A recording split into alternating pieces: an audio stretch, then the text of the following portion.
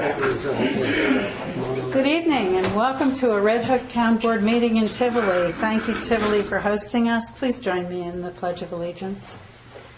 I pledge allegiance to the flag of the United States of America and to the republic for which it stands, one nation under God, indivisible, with liberty and justice for all.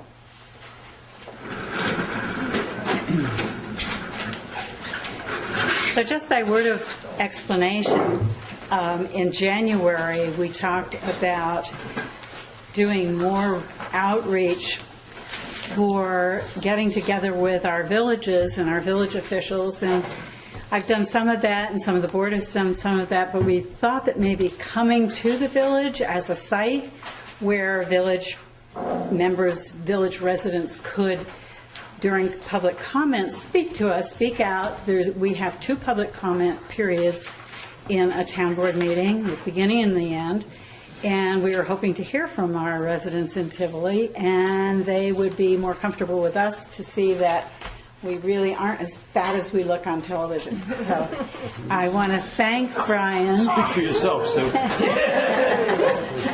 I want to thank Mayor Brian Crana and his trustees and his board, or his staff, for helping us get together here tonight. And I know that you have some challenges at Watts de Peister, and I want the fire company also, Mark Hildenbrand especially, to be thanked for making room for us at the firehouse for this meeting so that we didn't have to change locations at the last minute. So thank you very much. Thank you for the opportunity to be here today. We're excited. The Mayor Blundell and Supervisor Crane and I, if I could just very quickly, we've started a dialogue, I guess, over the last couple of months. We're meeting regularly to talk about issues that impact the town and the 2 villages. And I want to thank Supervisor Crane and the entire board for coming here tonight. This is a great opportunity. Hopefully it's the first of many opportunities that we have to exchange dialogue like this. Mike, sincere thanks again. Thank you, Brian. So, we're pretty straightforward. We go right with the agenda. There are some additional agendas up here on a chair if anyone wishes to pick one up. We're trying to move this along so that we don't bore you to tears. So we'll start with announcements. I have just a couple of brief announcements that I'll call on the board and anyone who has announcements to make them. The first of which is that there's a Mid-Hudson Agriculture conference to be held at SUNY New Paltz, growing our economy and our communities.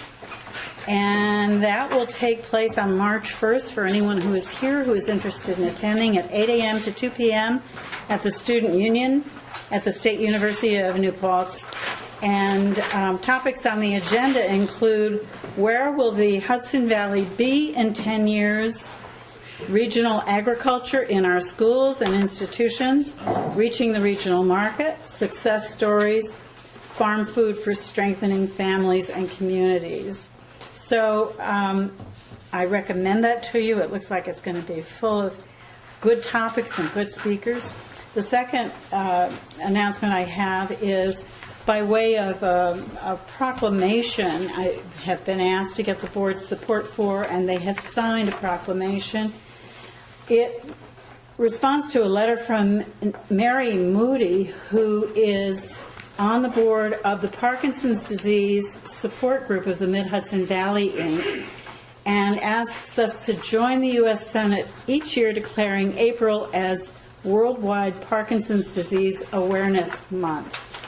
And I'm sure if any of you have friends or family who have been affected by Parkinson's, you know how important this neurological disease is and the research for cure of it. So the board has signed, after the many whereases, which are all good reasons for us to support the Parkinson's movement and the Parkinson's Disease Foundation.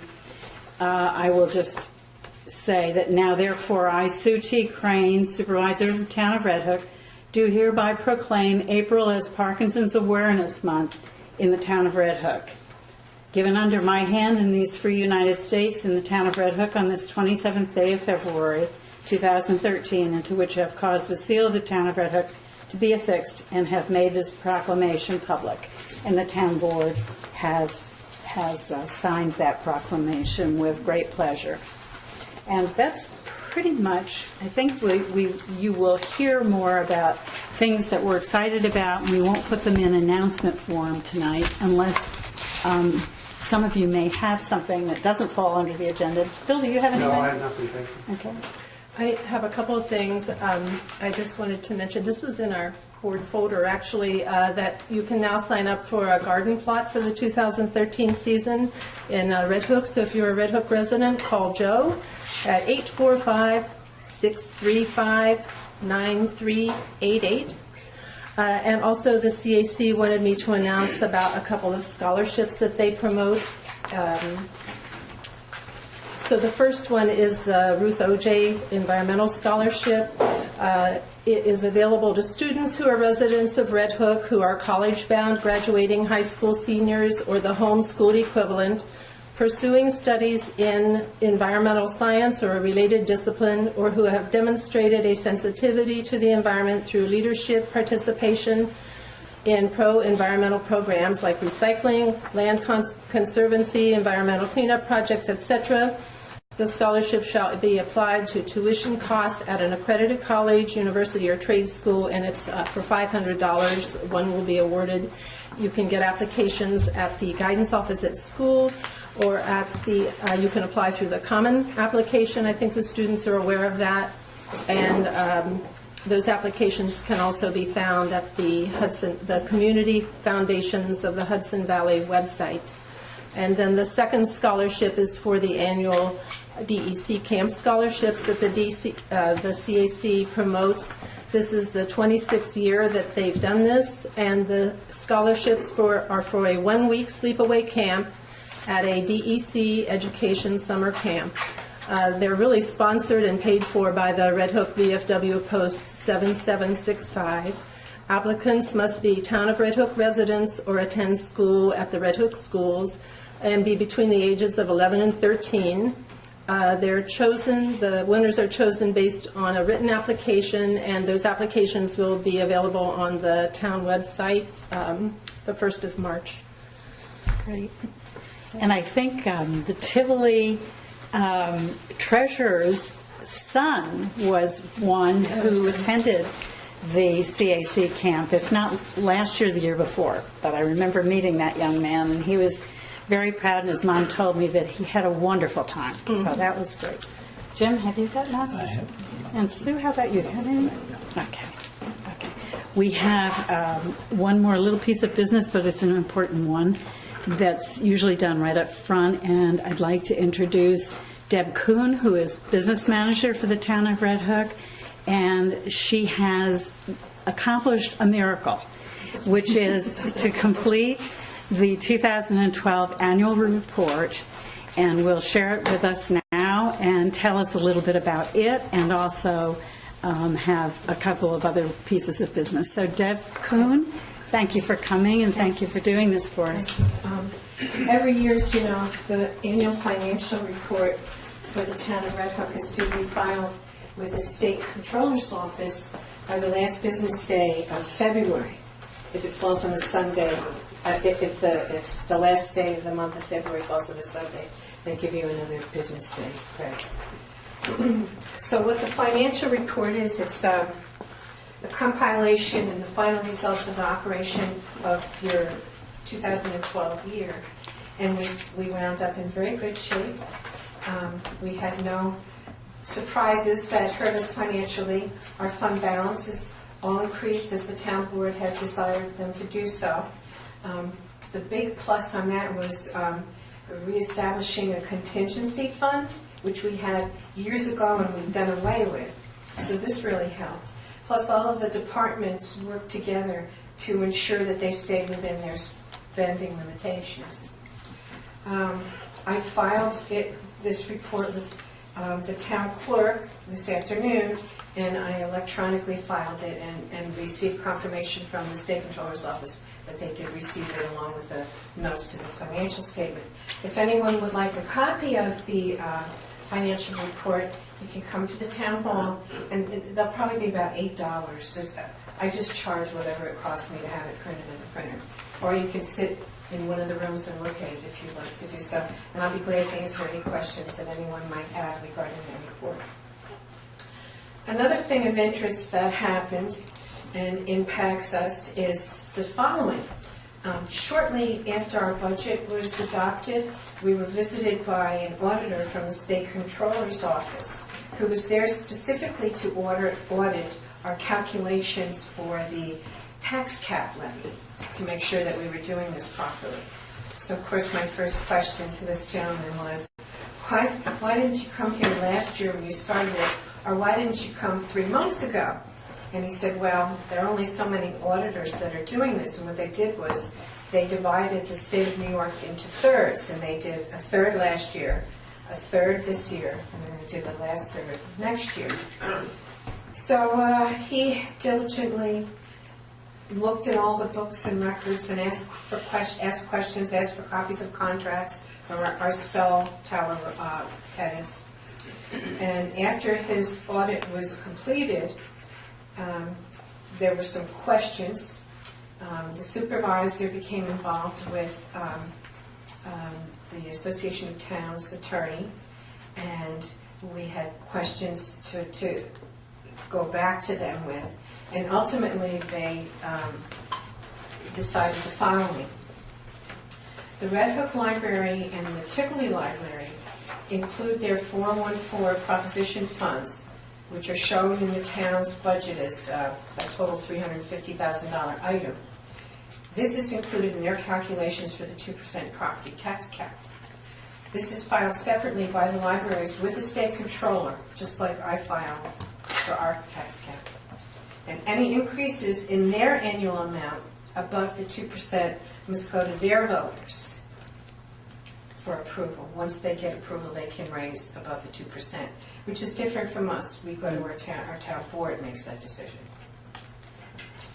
The town acts simply as a collecting agent for the libraries, and although the expenditure lines are included in the budget, this is to be excluded from the calculations when we work for the 2% property tax.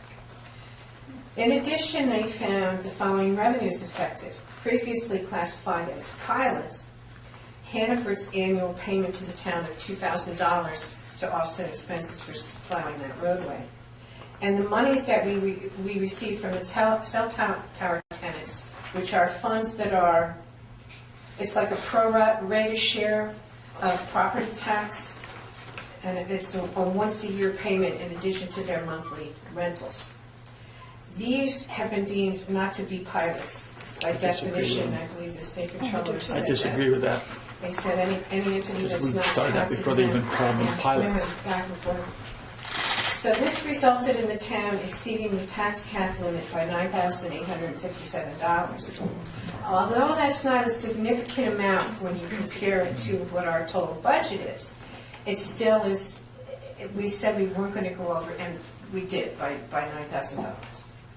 So as a result, we are required by the state controller to set up a special reserve fund, which is what this resolution I have before the town board for you to approve. Do you want me to read it? Sure, of course, thank you. Whereas a recent audit of the tax cap calculations was performed by the State Controller's Office, and whereas it was determined by the State Controller's Office that the calculations used to establish the amount of the property tax cap should not include the budgeted amounts for the Red Hook Public Library or the Tivoli Free Library, and whereas those revenues previously classified as pilots, specifically Hannaford's annual payment of $2,000 and the additional rent amount of the prorated share of any assessment made in lieu of taxes that is paid annually by the cell tower tenants, which is $5,804, have been deemed not pilots and therefore not allowable for use in the calculations. And whereas this resulted in the town exceeding the tax cap limit by $9,857, now therefore be it resolved that a special reserve 2014 tax levy reduction be established in the amount of $9,857. The town board directs that the funds to establish this be taken from the contingency line of the general aid fund and held in reserve specifically for the reduction of the tax levy for 2014. And I so move. Second. With conversation to say I agree with Councilman Ross and fought with the state, embarrassingly so, I think, to you, but I really was determined that they were going to hear us, that those cell tower funds were pilots and were established as such, and I'm sorry to say I lost. So is there any further discussion? No. All in favor? Aye. Aye. Thank you, Deb, so much. No,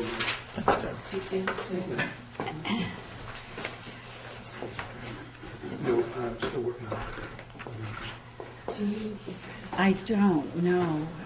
Thank you for coming out on this foggy night and for doing all the work that this last 2 weeks has been. I know it's been a huge, huge amount of effort on your part, Debbie. Can I give you a hand? Could we give you a hand for doing this? Thank you so much. Okay.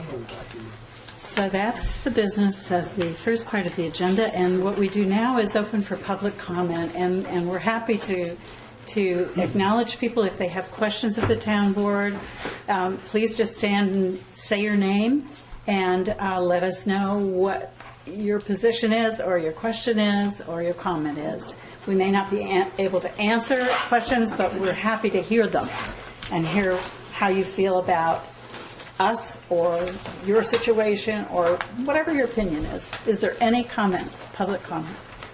Yes. Good evening. Strowinski, 21 Cedar Drive. I did submit the minutes of the Greenway and Trails Committee meeting to Sue Hand, and just wanted to ask the town board to consider the dates for the Tour de Red Hook and annual spring cleanup. The Tour de Red Hook is set for May 19th, and as in years past, there won't be a rain date. And we would like to do the, I believe, 5th annual spring cleanup to be set for April 20th, and a rain date of Sunday, April 21st. So if you would approve those two dates, we'd be happy to start planning those two events. Are those all Saturdays, Mickey? Yes. Okay. So it's Saturday, May 19th for the Tour de Red Hook, and not Sunday, May 19th. Sunday, May 19th. Okay. Sorry, I wasn't looking. So Sunday, May 19th for the Tour de Red Hook, starting at the rec park at what time? 1 o'clock. 1 o'clock. Okay. And the spring cleanup is April 20th, or rain date April 27th? 21st. 21st. And that's a Saturday, Sunday, I gather? Yes. We haven't set a time yet. Okay. We just want Okay. to see what other things are going on that day so we can get a better turnout. Okay. Okay? And you need the board, you would like the board's approval to start advertising those? Please? So moved. Second. All in favor? Aye. Aye. Thank you. The other question I had during the course of our meeting was brainstorming on fundraising ideas, and one of the members brought up the idea of doing a raffle. Is that something that town committees can do? I don't know if we need to ask the town attorney. Probably not. I mean, for example, if we got a donation, very generous donation of a bicycle, could we raffle that off at Apple Blossom on our travel day? I don't know the answer to that. Could we answer it the next meeting? Please. We'll look into it. I hate to say without looking into it. All Okay. right. Thank you. What kind of bicycle? A good one. Thank you. We'll put that on the next agenda to try to answer that question. Okay. Anyone? Yes. Hi, John Douglas. I'm here for one issue, but it turned into actually two issues now based on Mrs. Kuhn's report. If I understood her correctly, she stated that in the library funds, that they want to increase taxes for libraries. The voters vote, and the voters make the decision, and the decision by the voters is the final decision. Is that correct? Did I understand her correctly? Yes. John, I think what she was really saying is that the library fund, because it has a separate it's got a separate voting authorization. That is outside of the town's tax cap. They have their own tax cap, okay? That's by statute. That's not by anything that this board has done, that's by State law. statute. Correct. So if the voters vote, then they would, to go above the 2%, they would need 60% or more, is that correct?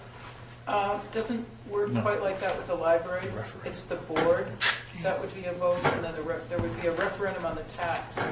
But that's a different issue. That's the library's. I'm just talking about It's law. different than a school. In a school, you have a public vote, which requires a supermajority at the public referendum level.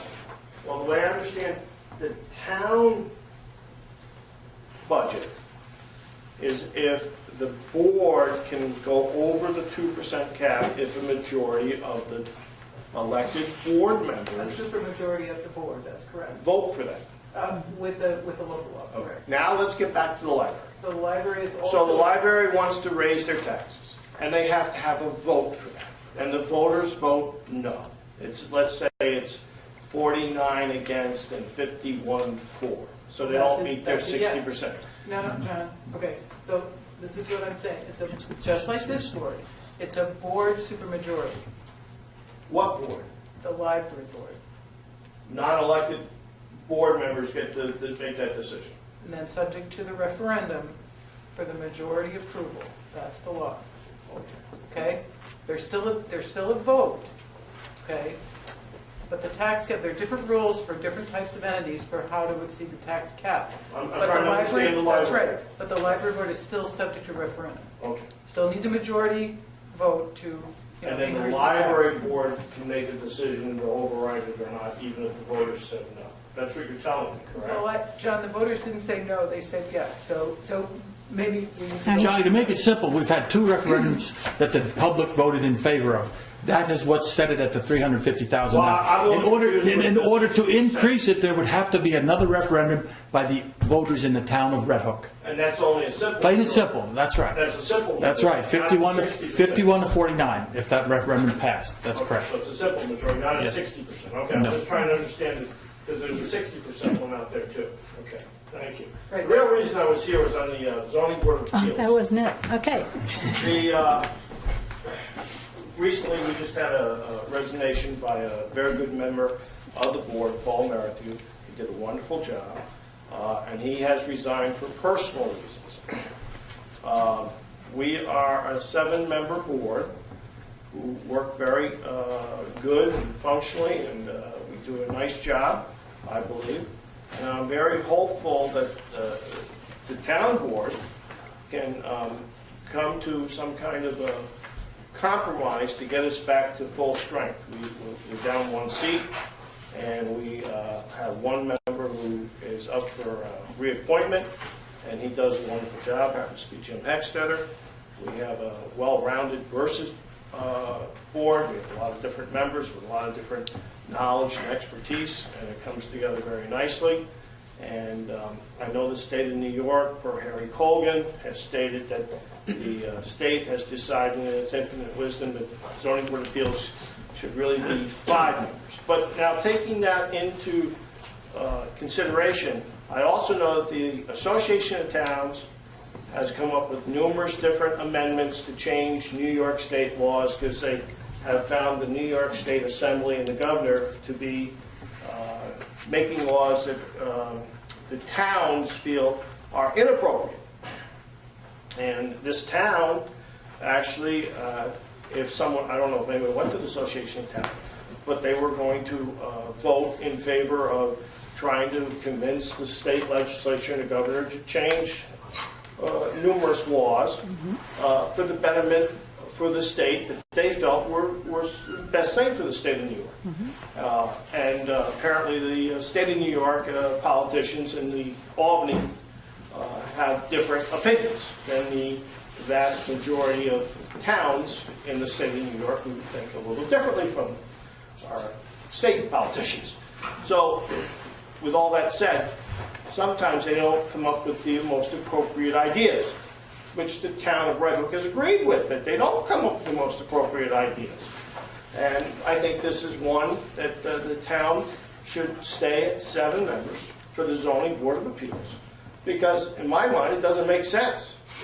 A long time ago, they said 7 members was where you should be. We've had 7 members for a long, long time, and it works good. We have good members. We just happened to lose one for personal reasons. I'm sorry to hear that he had to resign. And, he sat next to me, and he was a good member. He did a nice job, and I'll miss him. But we need to hopefully get back to full strength. And I'm looking forward to this board hopefully getting us back to full strength. As I said, we have 2 qualified candidates who are ready and able and more than willing to do, at times, a job that no one wants to be sitting there at the table for, and I'm sure you can sort of understand that feeling at times. Thank you. Thank you, John. Yes, sir. I'm Jim Hegstetter. I'm also on the Zoning Board of Appeals. And my term has come up now for renewal. I'm here basically to ask the board to consider endorsing and appointing Trilby Silverton. She has come to all of the functions as an alternate and has participated when there wasn't enough people on the board. And she has been instrumental in providing some thoughtful and insightful decisions. She's somebody that has maintained attendance at every single meeting that I've been at and ones that I couldn't make. And there's sometimes, a lot of times, there's a conflict and people can't get there on time. And there's just a lot of other issues that come up, and she has always been there. So I would really like the board to consider an appointment and appointing her to be a member of the ZBA. Okay, that's all I have to say. Thank you. Thank you, Mr. Hegstetter. Is there any other comment? Good guy, ask for clarity. Did Jim submit his letter? He is on the board and up for reappointment. Oh. The question I is, thought John said you didn't want to serve. No. Paul Marenthal. Yeah. He was the person that's just left. Okay, the board. but you're on the board and you want to stay on the board? That's correct. I'm willing to stay on the board All right. and serve another term. okay, With that said, Bill, Jim is an excellent person for the ZBA. He does a good job. He's very insightful. He brings up thought processes that I may not have thought about, or other members on the board may not have thought about. And it turns out to be good conversation amongst the 7 of us on different issues. Some are very easy to decide, and some are take a couple more meetings than usual because of the issues involved. thank you, John. Yes. Oh, sorry. Oh, there's a woman behind you, and then you. Okay, thanks. Trilby Seberding, and I'm an alternate on the Zoning Board of Appeals with Jim and John. And I would just give my opinion, and it basically supporting what John said, that I think the greater the number of people on that board and the more diverse opinions you're getting, the more input from different viewpoints generates that discussion that helps you really come up with a very robust answer and one that works best for the town. So I would just say I think that the 7 members is a good idea. Thank you, Thank Ms. Silver. I also feel the same. I do believe that the dynamic for 7 people is great, and then the coverage is also applicable because you need to have a quorum, and it's a lot easier to get best out of 7 there than the best out of 5. So. I thank you for coming and expressing your opinion and your experience on that board. It's a very important one. As you know, it's not on the agenda for tonight, but I'm gathering that you are asking us to consider that as a request for the agenda for the next meeting, which would be March 12th. And I can say that we will put it on the March 12th agenda. I'd also like to comment, John, about the Association of Towns, that this board did support all of the resolutions that went to the Association of Towns, although we weren't able to be represented there that day. And among them was the right for home rule, that the Association of Towns year after year supports the vote for home rule. That is to say, localities should be in charge as much as the law would allow of their own business. So we will put it on the agenda, and we will vote on it next time, March 12th. That's a Tuesday. Is there any further? You're welcome. Is there any further public comment? Yes, I'm sorry. That's okay. I just came tonight to introduce myself to the board. I'm Danielle Maloney, and I am the new station manager over at Panda TV. And I also just wanted to take the opportunity to remind people that Panda TV is here. And if anybody has any questions or wants to know how they can use it, please call me at 845-757-2632. Thank you. Thank you. Thank you for coming. Anyone else before we move on to the actual agenda? Well, again, thank you all so very much for coming. I see there are several trustees here. Trustee Griffith, Trustee Bruno, thank you for coming. Thank you for having us in Tivoli and for your relationship with us. And I hope it continues to be more cordial every day and that we can do better business together. Thanks for coming. Thanks for having us. Okay, so we're right on time. It's 8 o'clock, and I promised that we would start at 8 o'clock with a presentation about some work that's being done at the Red Hook Rec Park Extension. And with us is Brandy Nelson, who is going to lead the conversation. She is from Crawford Associates, who is the town's engineering firm. Brandy, welcome, and thank you for coming tonight in this. Thank you. I probably should turn this so you all can see this. I've given the board members the latest plan for the master plan for the Red Hook Rec Park extension, which is on the west side of Linden Ave. Let me turn this around.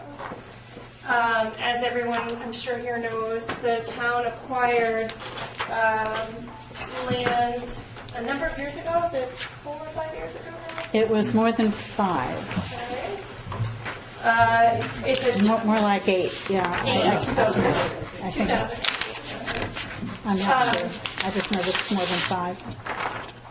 So the existing parcel as it stands today consists of the parcel acquired in 2008, which is outlined in the yellow for everyone to see. That's about 28.4 acres of land. And then the action that we're hoping to have tonight is to begin the seeker process for the master plan, which will facilitate pursuing funds for starting to put in the infrastructure and pursuing the actual development of the town. John Kuhn has been extremely helpful in working with the engineering firm Weston & Sampson, who's put together the master plan, which we'll look at in just a moment, and which you have before you. But tonight is really just to get that seeker process going so that we can begin the actual rec park development process in earnest. So existing conditions, again, 28.4 acres. In addition, the town owns this small 0.58 acre parcel via the water district. This is an unneeded piece per the water district, and it provides the opportunity for a nice trail linkage between Aspinwall through the trail system that's proposed as part of the master plan and over to Linden Ave and to the park across the street. Outlined in green are the federally regulated wetlands on the property. On the property, there's about 2.4 acres of wetlands. There's this small wetland here. That one's 0.17 acres. There's a wetland here, 0.59 acres, and one here, 1.4 acres, and that one actually continues off-site. They're Army Corps federally regulated wetlands. There are no DEC wetlands on the property. So Weston & Sampson's been working with the town and has put together a master plan for the development of the park. And I think conceptually everyone's probably pretty familiar with it. It includes a new driveway off Linden Ave. It kind of stays up into the northeast corner of the property.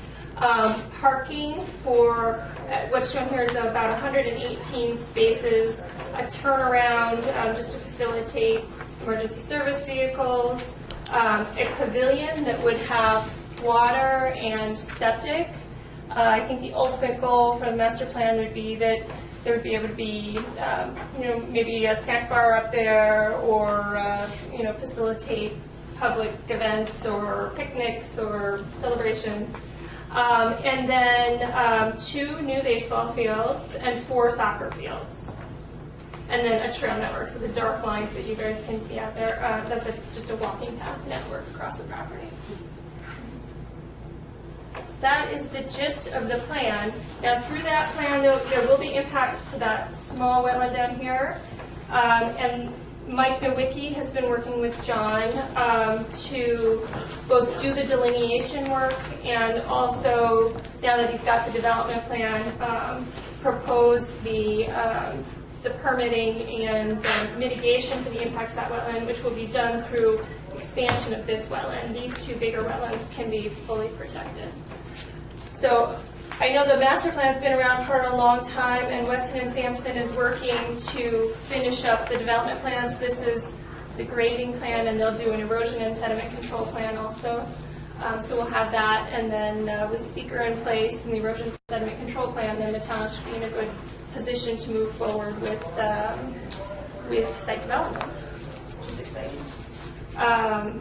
Other environmental things, there are no archaeosensitive sites on the property. It is in an ag district, but as you know, it hasn't been in agriculture for a number of years, so there's an ag data statement attached to the seeker packet. We already talked about wetlands and sensitive species. Mike Nowicki's looked at the property, and there aren't any issues of concern there. And in talking with John, I don't know if you want to talk at all about operations, but generally we're talking about unlit sports fields, operations from dawn to dusk, that sort of thing. So it'll help facilitate more of the town's recreation program. Provide a really nice amenity. If you have any questions, otherwise, I know Chris has worked with us to prepare. We have a long form for you and a resolution establishing lead agency. If I could turn to the resolution now, we have a resolution before you which would classify the action under seeker. It would be classified as an unlisted action under seeker. We have a long form, full environmental assessment form that's been prepared by Brandy, and an agricultural data statement as she indicated. This is in the R1.5 district, and it is a permitted use in that district, subject to ordinarily subject to site plan approval. So the resolution indicates it's an unlisted action, that the town board would declare its intent to serve as lead agency and a coordinated review, and directs the town clerk to send notice of intent to all involved interested agencies, and indicates that the town board would hold a public hearing on April 9th at 7:45 to hear parties on the proposed direct park extension master plan, and authorize the publication of the notice and references to the Department of Planning and Development.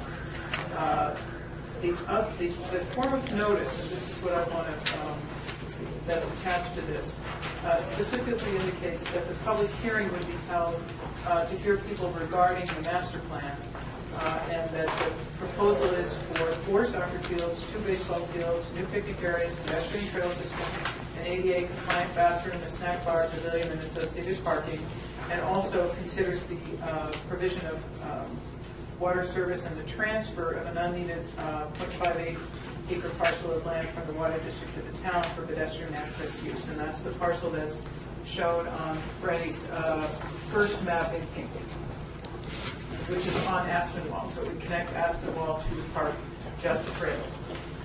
So the town board, in conjunction with the seeker review, would also consider whether and to what extent Red Hook zoning laws would apply to the proposed project, including taking into account the 9 factors in Monroe. And that would be the nature and scope of the instrumentality, the encroaching government's legislative grant of authority, the kind of function or land use involved, the effect local land use regulation would have on the enterprise, alternative locations for the facility, impact on legitimate local interests, alternate methods of providing the proposed improvement, the extent of the public interest to be served, and intergovernmental participation in the project development process and opportunity to be heard. The purpose of that hearing is to determine whether the town would then assume responsibility for determining to what extent zoning laws would apply to do, essentially, take care of the site plan and other related local reviews of its own accord. So seeker and that Monroe review are what the public hearing would address. So that's the resolution that's before us.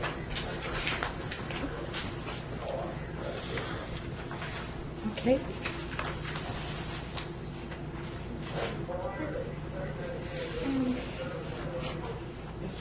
So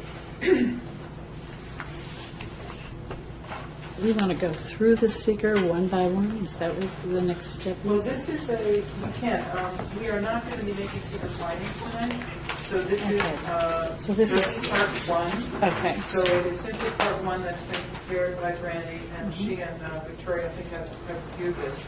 And I think she highlighted some of the elements that are identified here, the trails that are, the trails and the uses.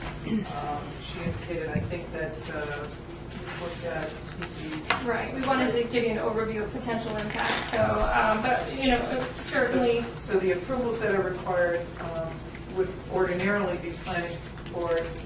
We've added zoning board as a potential agency, although we haven't identified any variances. Sewage disposal and water supply system by county health department, DEC for stormwater permits, and ACOE, Army Corps wetlands permits. So this is just for review at this point. This will be circulated to other agencies as part of your declaration of intent to act as lead agency. Okay.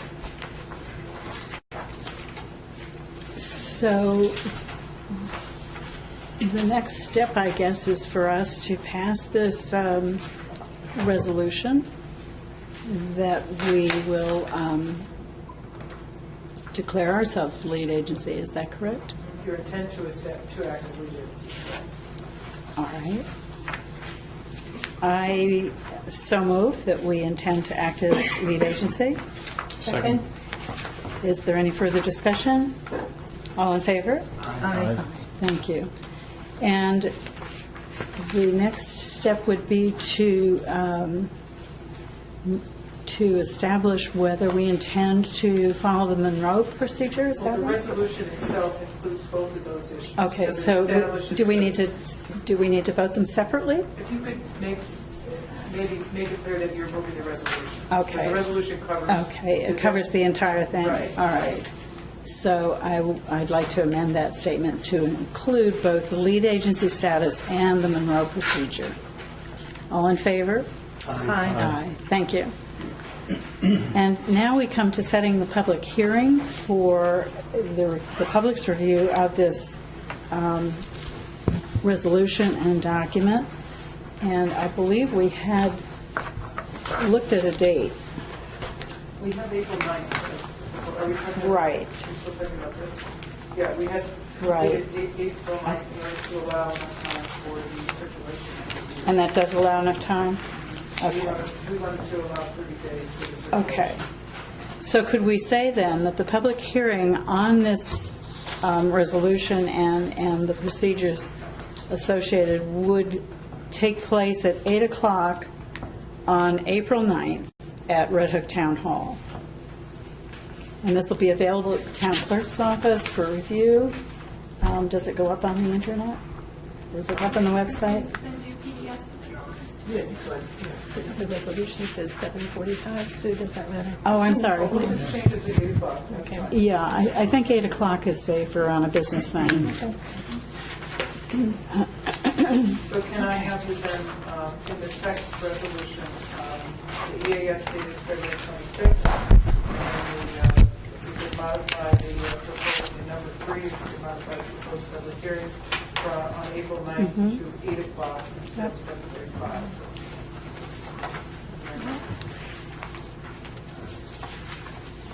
With those modifications, all in favor? Aye. Thank you. Okay. Thank you. Before you leave, Brandy, would you mind displaying the Rec Park Extension Master Plan, the colored board there that we have brought up, just so that people get a fairly a better view? I think sometimes a multicolored view of what is being proposed is helpful. Yeah. Yeah, this is a master plan that's been underway for that property almost since we've bought it, and we're inching our way through this. It's an expansion that the board agreed to, and we think as many as 8 years ago. We purchased the property for $425,000, and the town believed that we needed extension of rec facilities. It incorporates 2 additional baseball fields and 4, I think, John, all-purpose fields. Would you like to have anything to say about the master plan before we close on this topic? It's a... No, I mean, we're very happy with the design. What we'd like to have now is some funds to do that. Right. It's directly across the street from the original and only Red Hook Rec Park. So it's going to be very easy access for those families who want to participate in an area where they're familiar. It's beautiful land. It's got beautiful views. We believe that it's going to be a real asset. It is a real asset to the town already. John and the crew have been working on clearing a lot of overgrowth, and we're beginning to be able to see through what was dense overgrowth for a while. And as we inch forward accumulating money, I'm going to be seeing the Community Development Block Grant coordinator next week, who wrote to say that she is reviewing with all of the supervisors those applications that were submitted last year that were not approved, to try to help us tighten up those applications so that they will be more appropriate or more effective proposals. So I believe, unless the board chooses to do otherwise, I believe we will continue pursuing money to get a line of water from the east side of Linden Avenue under the road to the West Park. And then we'll be able to establish the fountains, the drinking fountains, and the bathrooms, and the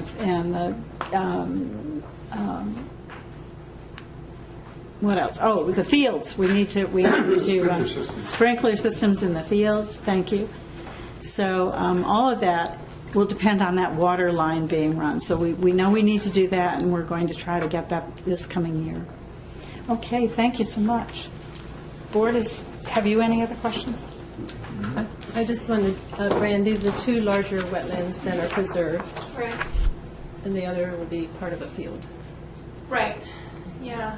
The site is not flat. It is rolling. So that one smaller wetland. Now, Mike has spent a lot of time looking at it and feels that mitigating it through here makes it part of a larger wetland complex and provides good opportunity for on-site mitigation. Thank you. Okay, thank you so much, Brandy. You're welcome. We've got a long road to go, so safe driving home. Okay, next on the agenda.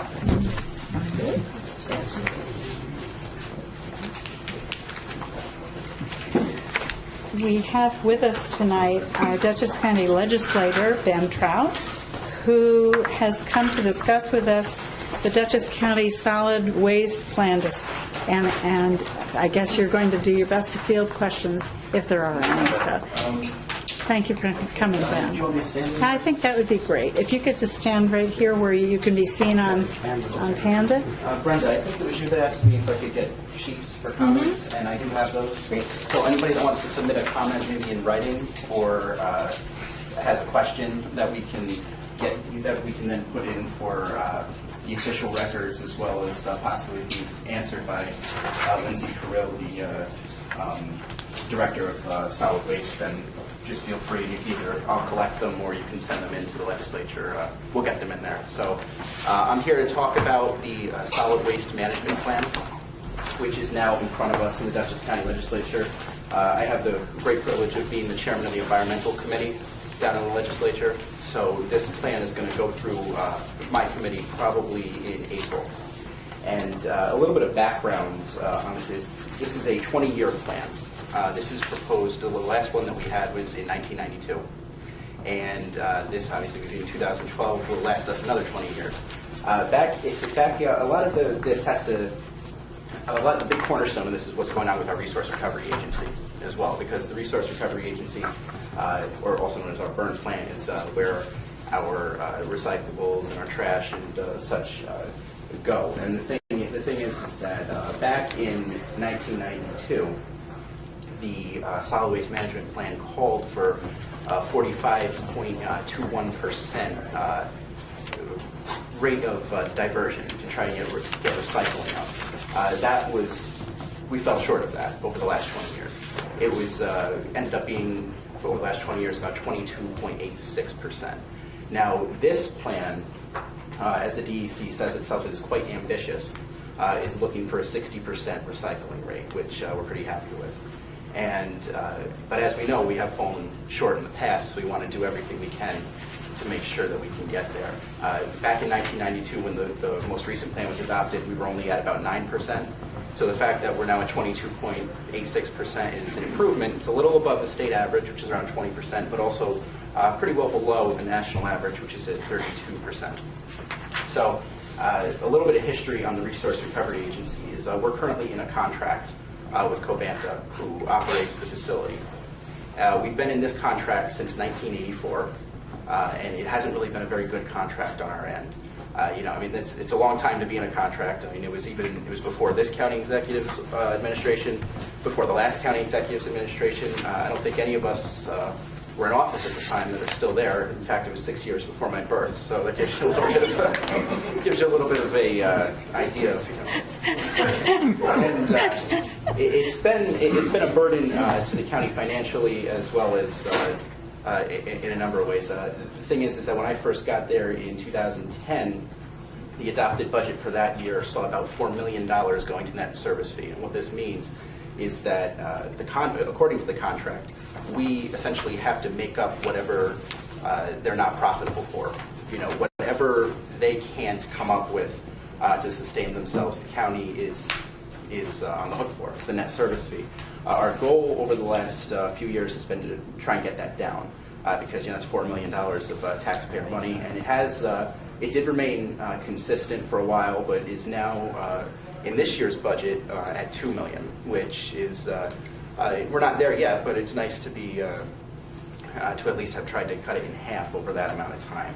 But the thing is that this plan is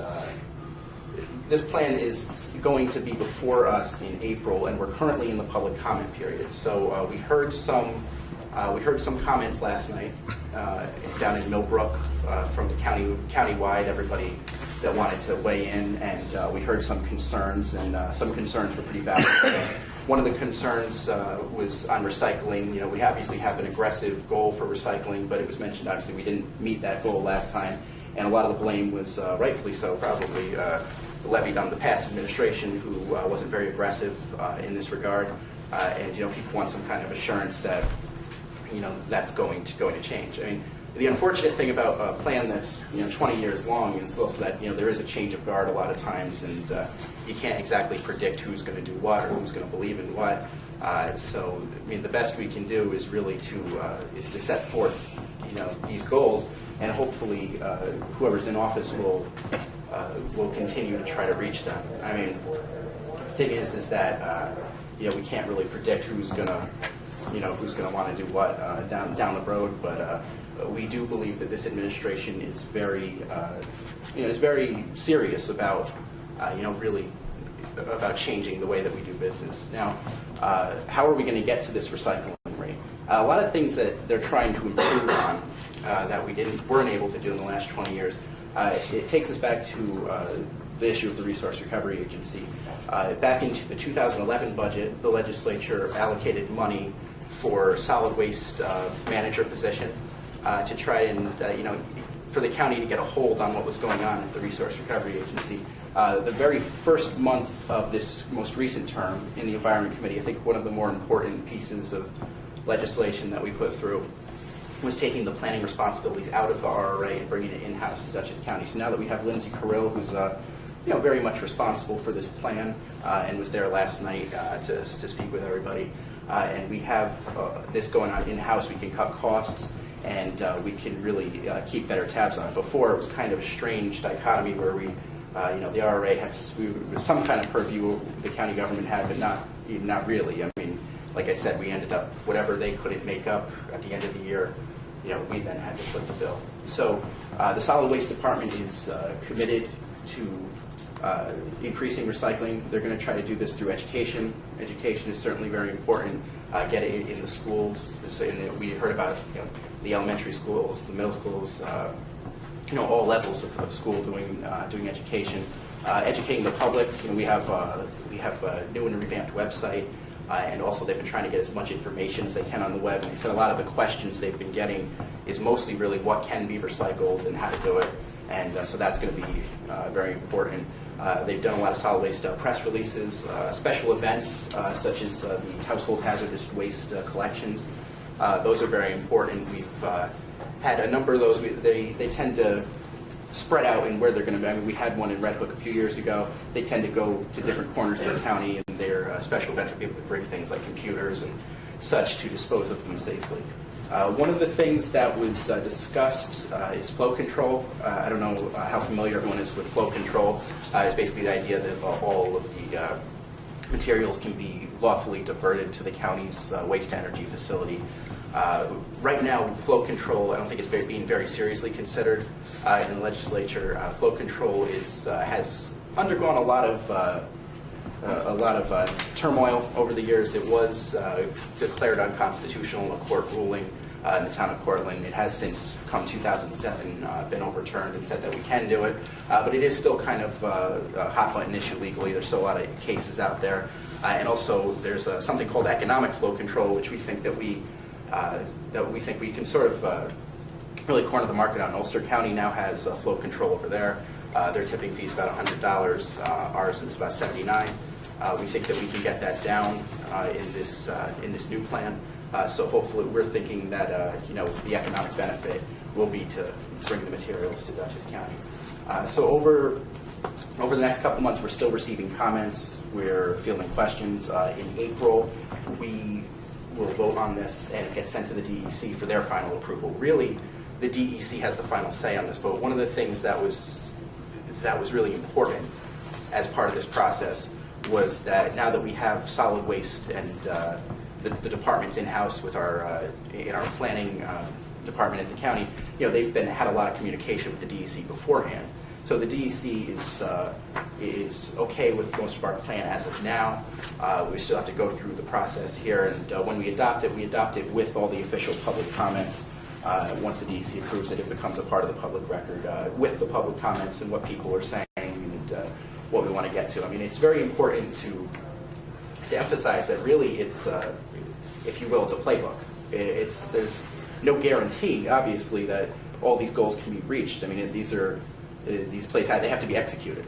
So we need to do our best over the next 20 years, really, but we need to start now to get our recycling up, to get our waste-to-energy facility under control. We think we're on our way to doing that financially.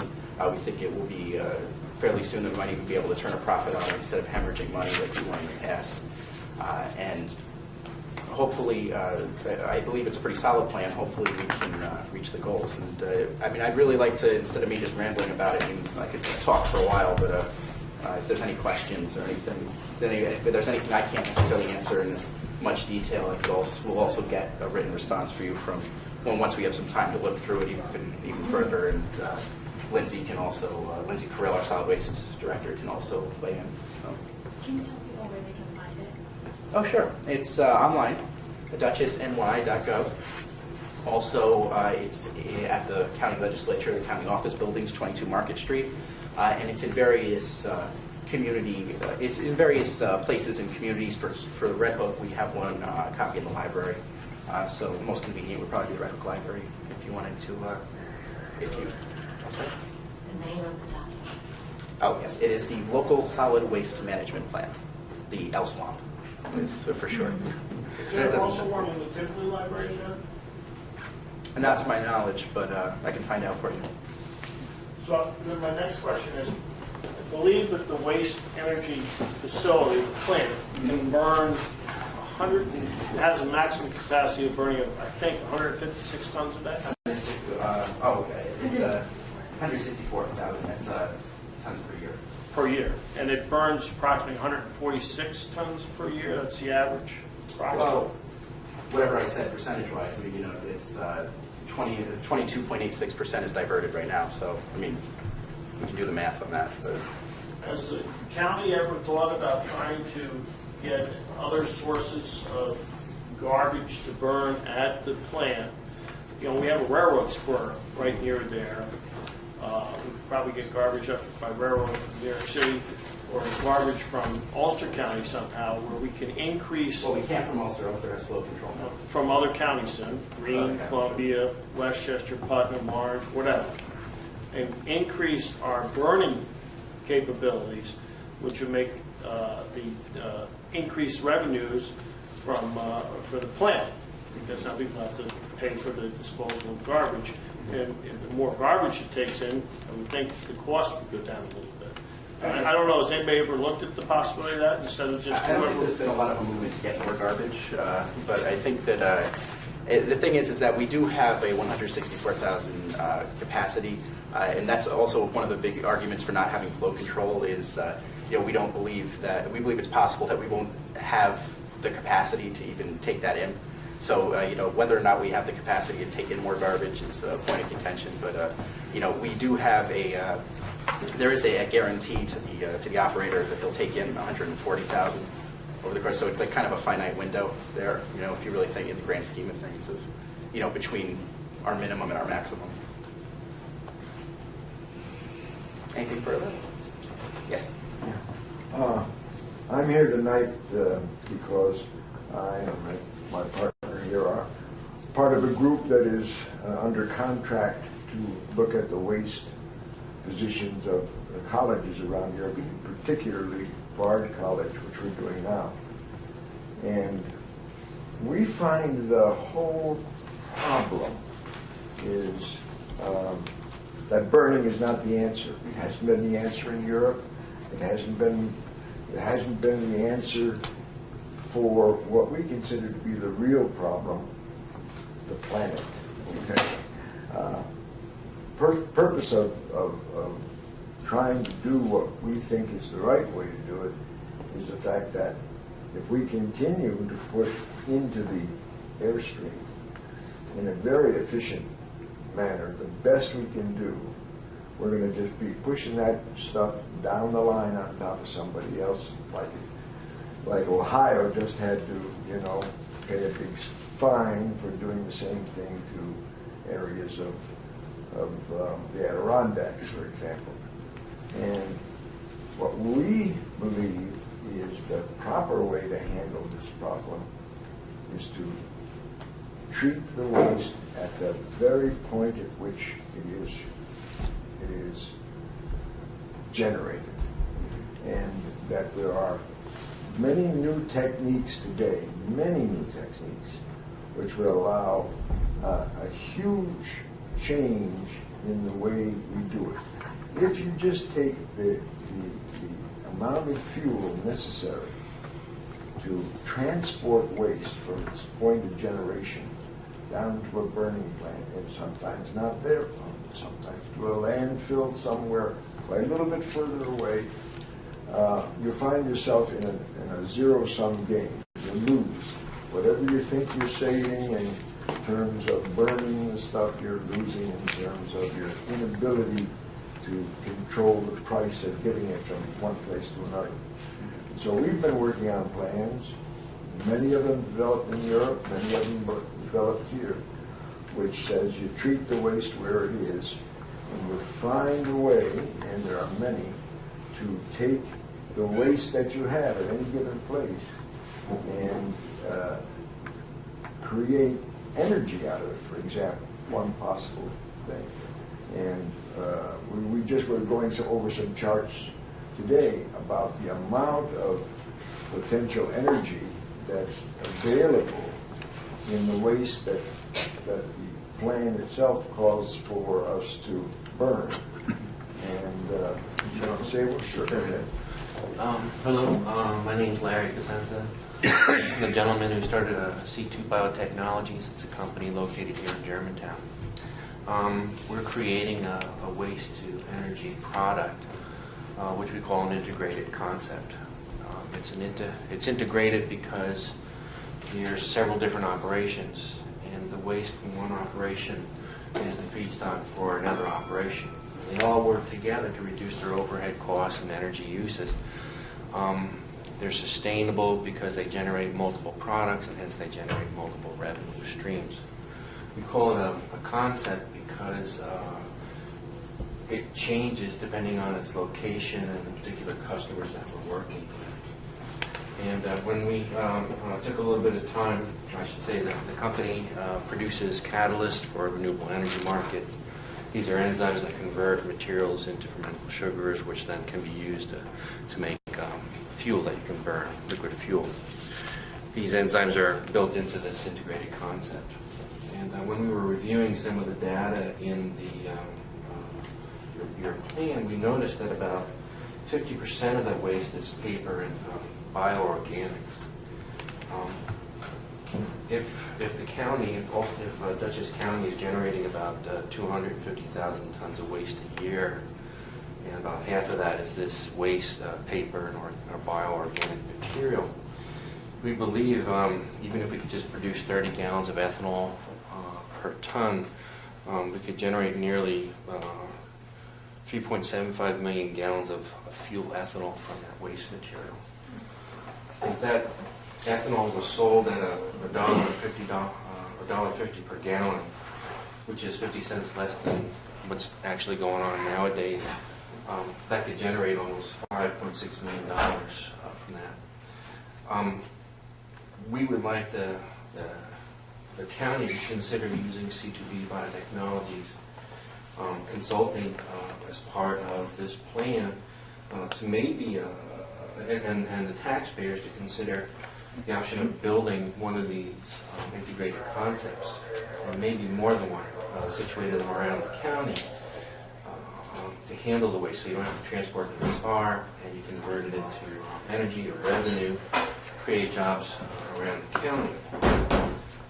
Also, after reviewing this material and looking at what's stated in the plan, this goes back to an old goal or dream of mine, is that to have each county basically produce all of its own transportation fuels.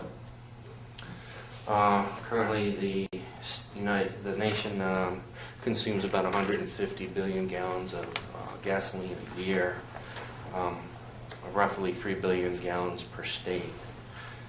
So if we break that down county to county, I think there's about 40 or 50 counties now in New York State. We would only need 2 or 3 20 million gallon energy liquid fuel production plants to handle your transportation fuels here in the county. I think that working with the municipalities, this might be a stepping stone toward that kind of goal. I appreciate that, and now that we have, the capability, we have the staff, to consider all these alternatives. I think that we're really going to be more aggressive over the next 20 years as we were the last 20 years, as long as we continue to really, invest the time and the necessary resources towards it. So I appreciate that, and also what you mentioned about the colleges. That's also part of in the plan. They recognize that, and the colleges have been very successful at diverting food waste and composting, and that's something that we haven't captured enough of It's a little, our rate at the county was about 20%, was even a little lower than our overall rate of diversion. So, that's something we can work with. And, there's also been pilot programs with some of the prisons. I know Greenhaven was looking at it. And, so we've also got to identify some of these bigger, areas, these institutions and such that we can kind of expand on that success. So I appreciate that. Well, one of the things that, Larry's focusing here on the energy component of what can be done. But that energy component is not the only thing that comes out of a stream. One of the things that comes out of it is compost. And I'm sorry. Should I explain? Sure, go ahead. Sorry, guys. I guess I should explain what our integrated concept is, and it's 3 operations. One is biofuel, one is composting, and the other is an agricultural activity. So the waste material that comes in that can be enzymatically converted into liquid fuel is put through that process. The material that can't be converted into liquid fuel is then diverted to a composting operation. The composting operation can generate heat and gas, which can be used to make hot water for your mashing and distillation operations, to make biofuel, or to heat a greenhouse, or to make soil to grow agricultural products. So you have liquid fuel, you have heat, you have gas, and produce that all can generate revenue streams. And we think that these operations can be implemented relatively quickly and in a step-by-step fashion. It doesn't take a lot of money to implement a composting operation. It doesn't take a whole lot of effort to use the compost to grow produce.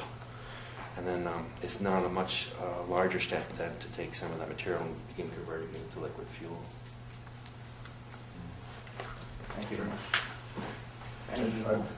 I brought along a little brochure that was made specifically for BARD, actually, and talk about, but it has some charts and it has some other enzyme stories and so on that perhaps we can put into the record somewhere. But the other point that I was trying to make is that we now have the opportunity in this area to talk about doing things in a more across the boundaries of things like towns and for example, some time ago there was an effort being made to combine all of the trash, so to speak, that comes from orchards and so on. Orchards are a big part of what the problem is around here, because of the fact I myself have an orchard, is the fact that the customary way of handling an orchard is to do the pruning in the wintertime and burn it the first chance you get in the spring. That means you burn tons and tons of waste material, as you would call it, and say the cuttings from trees and so on. And that just puts stuff in the air that can't be put out anymore. But you have a situation here in this area where you have a large amount of citizens' cuttings and so on that are brought together and put in one of your dumps here, and it's a big expense to do it. Sometimes putting more than one town together, more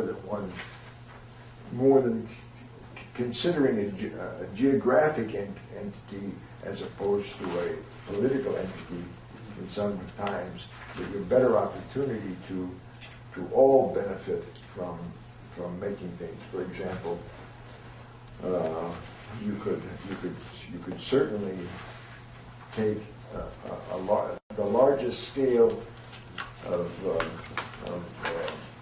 orchards are nearby in Columbia County, but there's still plenty of them in this county. And if, as they all wish to do, they have to continue the burning, they are liberating into the atmosphere gases that we don't want. sequestering those gases in an orchard is possible. Orchards themselves, there's a Cornell study that shows that orchards themselves can sequester a great deal of carbon in the soil. But you can't do that and at the same time burn all those limbs that you chopped off the tree. So there's the plan is, as it's shown to us, as that we saw, and I read through as many pages as I could of the plan, is about 25 years out of date in terms of the technologies that are available in every other place in the world at this time. Sir, could I ask you if you have materials that you could share with Legislator Trout, that you do that tonight, because we do have to move on. But this is an opportunity for you to share with him what it is you'd like to have submitted. It's just a larger explanation of what I was saying to you, so if you want to do that, that's Good night and thank you. Who's next? Anyone else? Yes. First of all, I want to thank Ben and the Dutchess County administration for providing what I find it to be a most readable and interesting document, which is called Rethinking Waste, and it's on their Solid Waste Committee website. It's 55 pages long, but it's really good reading. And then another 50 pages of tables, which is important, informative information. So kudos to people who put the whole thing together in such a nice way. Secondly, I want to mention the deadline of providing your input to the county. It's March 14th. Up until then, you can submit your forms to be included in the document. But third, and important from my point of view, Ben, I'd like to ask you what you think of the health impact of the burn plant in Poughkeepsie, on specifically Poughkeepsie and Dutchess County. That's an important point I've picked up in the meetings. And if I could just add to her question. Yes. So at the public meeting last night, we learned that there are 14 schools within a 3-mile radius of the plant, and I personally found it difficult to learn that. When you read the document, it's only referred to as a waste-to-energy facility. And none of the cons of having this plant in our county are ever outlined. It's only, this is the preferred way of managing our waste, and I just think it's important for a planning document to explain to the public, what are the pros and cons of this situation we find ourselves in, that we're paying $4 million a year to poison the air.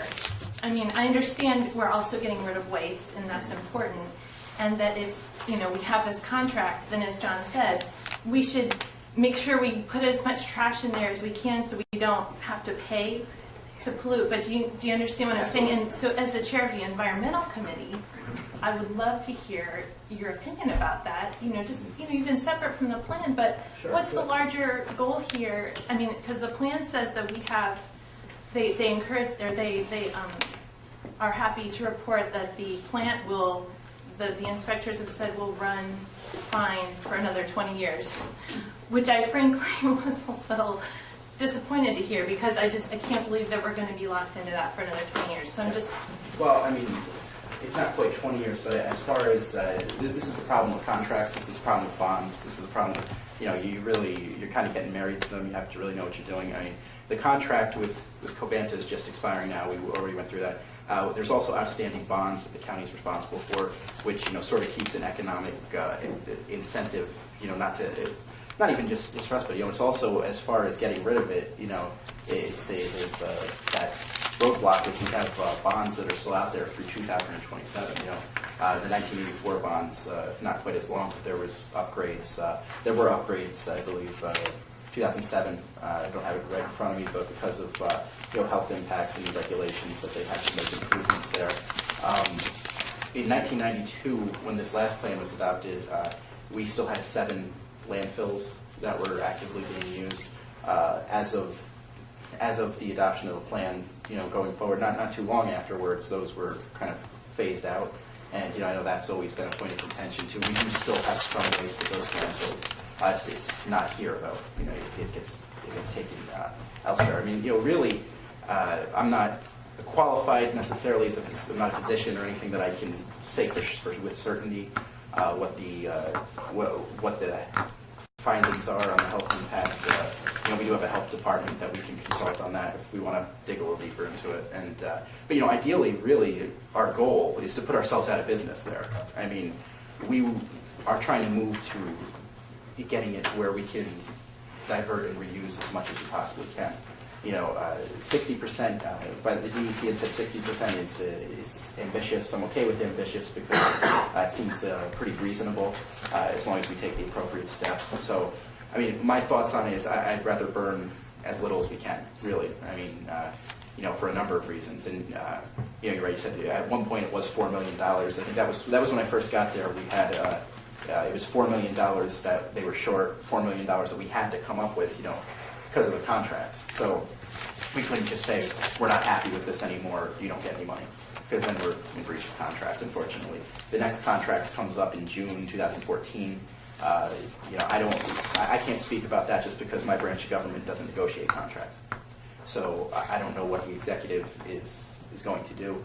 I know that he's certainly going to try to get a better contract than we got 30 years ago because it didn't work out for us at all. But I mean, the health impact, I certainly think that there are health impacts. You can't burn stuff into the air and think that it's not going to have some kind of effect. So, but I think the most, considering we kind of are in a pickle here with this, I think that our best bet and our best avenue is to try to put ourselves out of business. Try to recycle as much as we can, and we would get rid of the need for it at all.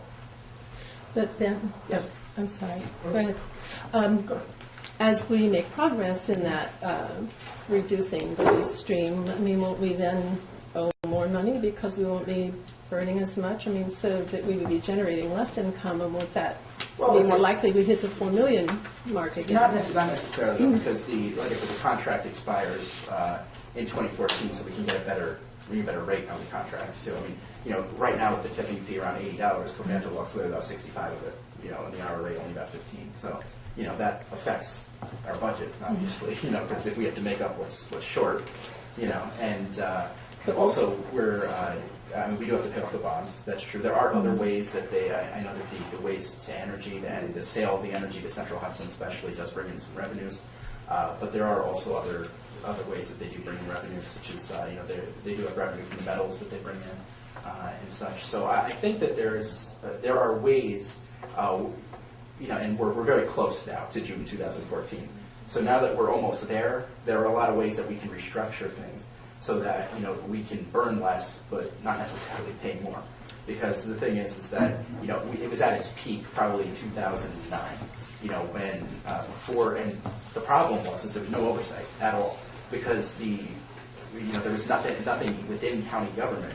We appointed a board, an advisory board to the resource recovery, but the teeth that they had, no teeth. So now that we have the planning responsibilities, now we're a very capable planning department, and we have Lindsay Creel and a couple of people in that office said that's their job. Essentially, is just waste. Is just solid waste. And one thing that we don't have right now is the position we approved for an enforcement officer is also not filled. And my hope is we'll fill that there will be money for that, because that also, as far as recycling, we go back to that. A lot of the local law number 4 of 1990 requires recycling. Dutchess County businesses, Dutchess County government, we're required to recycle. So education on one end, obviously, and then on the other end, it's enforcement. So that was mentioned last night. Some people were worried about we can have these goals, but how are we going to make sure it happens? So I think that there are ways that we can do it, and I don't think that will necessarily hemorrhage the money that we want to do. Well, I haven't finished reading the plan, but does it allow for moving into some of these innovative technologies that Chuck and Larry mentioned, or examining them? The plan does it preclude that? No, the plan isn't there isn't, I don't want to say there's not finality to the plan, but the plan is a set of guidelines. Like I said, it's essentially a playbook. I mean, you can change the playbook. You can throw things in there. You could scrap what's not working. It's essentially it's a set of goals, and the DEC has to approve. We have to approve, and at the end of the day, we try to reach the benchmarks that we're trying to get to. But if we can find a better way of doing something, we don't have to wait another 20 years to do it. That's for sure. And you had mentioned flow control just briefly. I wanted to say that since Ulster County has instituted that, I think it has hurt our commercial folks. I think it especially has hurt Bard College. So I wondered if the county would consider maybe some inter-county agreement, so perhaps the southern folks in Ulster could come to Dutchess or something to work that out so that our commercial people don't suffer. The problem with that, though, is that, I mean, I guess it's possible, but once they've implemented flow control, there's not much we can do to tell them they can't. Well, so, I mean, the thing is, we can, that's a discussion we can have, but I'm not going to sit here and lie and say that that's very likely, because, and, the issues with our ideas of flow control is also that, again, that now you're generating more, you might be generating more intake than we have the capacity for. So, I mean, flow control is a very, it's a very fine line, but it's discussions we can have that I wouldn't peg it at the top of the most likely scenarios, unfortunately. I think we have time for one more. You haven't spoken yet, sir. No, well, thank you for being here. I appreciate you coming here tonight and talking about this. And I was at the meeting last night, and so I had a couple comments and a couple of questions. A lot of the discussion last night was about the title itself, Rethinking Waste, and I think a big part of that is changing how we think about waste. And what I heard a lot last night and what I hear a lot tonight is all kind of end of the pipe, dealing with it as waste, not as materials. I think the last thing we should be doing is incinerating it or trying to burn it, and wondering, I'm sorry, I haven't had a chance to read the plan yet. I just found out about its existence yesterday. Very good reading. It's like, yeah, I look forward to reading it, but I just haven't had a chance yet. So I don't know if it addresses that rethinking of waste, which in a large part of the state plan is addressing the front end of it. The best way to reduce waste is to not produce it in the first place. Yeah. And I'm wondering if the plan addresses that either for county or local governments to think about responsible purchasing programs, and whether it's a county government, a local government, or anybody, when they purchase something, you got to think about where it comes from and where it's going to go. It's end of the life, and that's got to be part of any kind of materials management plan, which I think we heard again a lot about last night, about that these are materials. Whether last thing we want to do is feed the monster and get some more waste that can be reused, whether those are textiles or whether that's food waste. A lot of which of what it's burning now, which shouldn't be burned. And if we want to really protect the health of people, we'll make sure that stuff gets out of there, and whether those clothes are repurposed or whether that food is composted, that's all part of the protection of health. So like I said, I haven't had a chance to read the plan, so I don't know if it deals with that front end and the full circle of waste, or of not even of materials, because we really shouldn't call it waste, because waste is a word we should do away with, frankly, when it comes to these materials. But and then the other question is, again, I haven't had a chance to read it. There was a lot of commentary last night about the plan didn't have any goals in terms of recycling. You mentioned a 60% recycling rate. A lot of people. That's at the end of the plan. Oh, it's at the end of the plan. It's Okay. listed as a projection, Yes. not as a goal. So I think that's confusing to people. And there's no area that lists out goals that's accessible to people. It's sort of buried in a paragraph at like page 54, I think. Well, So I mean, there is in the appendix. I mean, once you get there is appendix D. There's a spreadsheet of what our timeline is for. It doesn't necessarily, give you the numbers you want to see, but it gives you a guideline of like what we're going to do, and what the plan is. In 2012, it has the things that we did, like hire solid waste coordinator, create the department, take responsibility for planning, and it goes throughout the next 20 years as far as what we're going to do on what kind of time schedule. I mean, it is stated as a projection in the plan. It has been discussed. I've had plenty of meetings with planning and with the county executive side.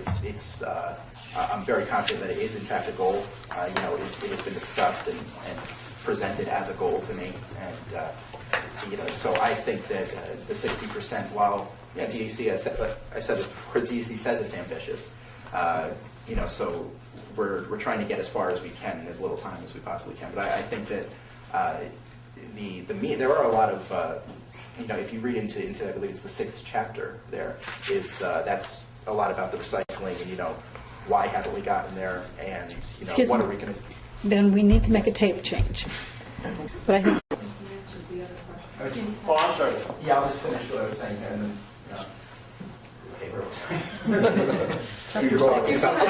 Talk about the goals. Yes. Okay. So in chapter 6, you have it outlines what we have, what hasn't been done that we're going to do more of.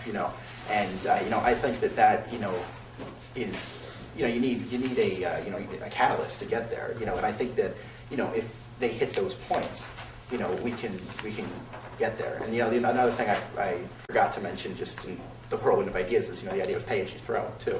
It's like getting charged for, essentially recycling being free and getting charged for, really what amount of waste you bring in. That's an economic incentive, and especially to big haulers that are, bringing in a lot of it to really, make a more conscious choice, on the monetary side. And how does the plan deal with pay that you throw? Does it suggest how throughout the county for each municipality to have a... Well, at our facility. When it gets taken to our facility. Yeah. So, and I'm sorry, the other thing is there is in the plan is mostly about what we do as far as it mostly addresses, how we're going to dispose, it mostly our rates, our recycling rates, what we're going to try to do with the Resource Recovery Agency, and also it takes on, kind of, the historical context, what we've done in the past, what hasn't worked and such.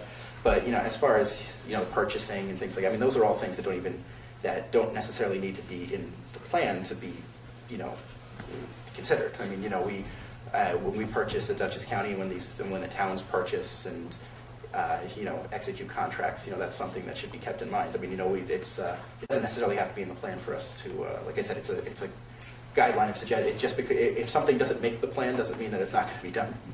But I do appreciate procurement rules guiding that somewhere, being kept in mind is nice. But that's also some rules somewhere. That's also I don't want there to be misunderstanding. Is that these aren't rules either. Right. Like the thing is that anything that we want to make sure happens, we need to pass in the form of a law. Like I mentioned, Local Law 4 of 1990, requiring the recycling. Because it said it in the plan. Hey, we should recycle. If it wasn't for the law, it wouldn't be law. So that's something we can take up in a separate manner too, and we can discuss a little more, further when we have more time too. Thank you. John, you have 30 seconds, and you have only 20 more. Quick question. The contract's coming due in 2014. With the expertise of your new staff people, I would expect in the next 60 days, 90 days, your committee's going to come up with recommendations of things that you have seen with the present entity in charge of the burn plant that you foresee that, we have problems. And then these are our recommendations. Then you get into the county executive, Marcus Molinaro, and say, these are the things that we see and these are our recommendations. He and his committee are going to reformulate the contract with whoever. And I would expect that your committee would want to have your say in it. And are you developing a report of some kind to the county executive? What we expect and we want to see in the contract has been the discussion for the last 4 years that I've been there.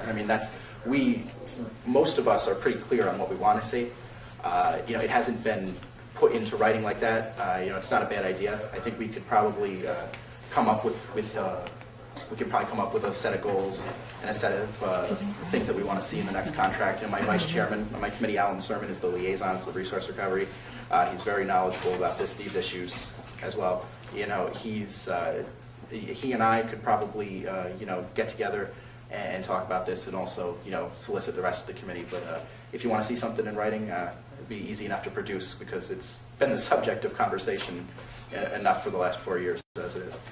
I would just think your committee would want to, this is what we recommend, vote Sure, on it, and then send it up to Mark. And we can, and we'll do that. The thing is that the contract isn't up for more than another year, so there is a little bit of time to there's a little bit of time to think. Time goes faster than you think. I understand, but you said 60 to 90 You already days. got 2 months done in 2013. Don't remind me. I know. You're saying June of 2014, so, you know. Time is really going fast. I understand, So but we we need to You said move. 60 to 90 days. I mean, we'll give it to consider, but we'll do it in a timely manner, and I'll make sure you have make sure that we reach out to you and get you a copy if you want to. Oh, thank you. Ben, can I ask you to pass these comment sheets out so that people can... Is there anybody that would like to write a comment? You can also submit them online without using. Yeah. Oh, okay, now that was too. Yeah. Anybody still want to write a comment? But Okay. you want to take one to remind yourself. Sure. And if you do want to write them down, I mean, they can be, if they can deliver them, Sue, and maybe I can pick them up. That's fine, okay. Okay. Thank you. Thank you, Ben. Thank you for taking time to be with us. And thank everybody for their interest in this really important subject. Red Hook and Tivoli have made I think, pretty significant strides thanks to our CAC and leaders like Brenda and everyone on the committee. And I just am so impressed with Kathy. You did a wonderful recycling job on the Panda show, showing composting in the local neighborhoods. All of that matters, and I'm just really proud of Red Hook and Tivoli for pursuing it. It's I think it shows our commitment, and little kids know because of the work you're doing, so it'll make a difference in the future. Speaking of the county, we have on the next piece of the agenda a piece of business that asks that you approve a resolution to allow me to execute an intermunicipal agreement between the town of Red Hook and the county of Dutchess, having to do with a bus stop signs and shelter program. And essentially, there's an agreement that is in your folder talking about this program, that the county has these bus signs. We know that the county loop bus comes through Red Hook, it comes to Tivoli, and Tivoli's way ahead of us. They have a shelter, and congratulations that you all have that here. And so we would like to follow suit and take advantage of it in Red Hook. So without further comment, I'd like to pass the resolution that the town board of the town of Red Hook authorizes the supervisor and directs her to execute the intermunicipal agreement between the town of Red Hook and the county of Dutchess in substantially the file-on form with the town clerk. And that will be seen in the town clerk's office if necessary. The supervisor is authorized to make application for installation of bus stop signs, shelters, and further amenities, subject to further approval as to the location of any such bus shelter. And number two, the supervisor of the town of Red Hook, the town clerk, and its officers, employees, and agents are hereby authorized and directed for and in the name of and on behalf of the town of Red Hook to do all acts and things required to or provided by the provisions of the intermunicipal agreement. And I so move. I second. Any further discussion? Now this, Chris, you reviewed this in Mr. Contractor, so thank you. It does require, as I think we discussed last time, that the town, if the town does apply for and receive a shelter or other amenities, the town would be responsible for maintenance and for the useful life of that facility, and we need to insure, and so we should make sure that you have an appropriate insurance provision if and when you decide to apply for and accept one of these facilities. Maybe Tivoli can give us some tips. I'm sure they can. Any further discussion? Is there an estimated cost to the town of Red Hook for this? My understanding is there is not, except for any cost for installation. I think, Tivoli, can you confirm that? We had to provide the slab. Right. And the installation, but the entire, everything above ground, the entire shelter was donated. Right. And the agreement doesn't commit us to taking one. It just says that if we choose to, then we will agree to install and maintain. And they'll help us install, I believe, if we ask for help, I think. Did your people take care of that? In other words, it was delivered and your people moved it to the slab that you developed? Okay. You have to go pick it up, don't you? We picked it up. Yeah. Oh, you picked it up? Yeah. Yeah, I think We you have to go down picked it up, we brought it up here, and then our DPW installed. Okay. I would also let the town know as well that in addition to the shelters, the county also has bike racks also that are available. I stepped out earlier, but I don't know if you're aware of that either, but there are also bike racks available too. So. Good.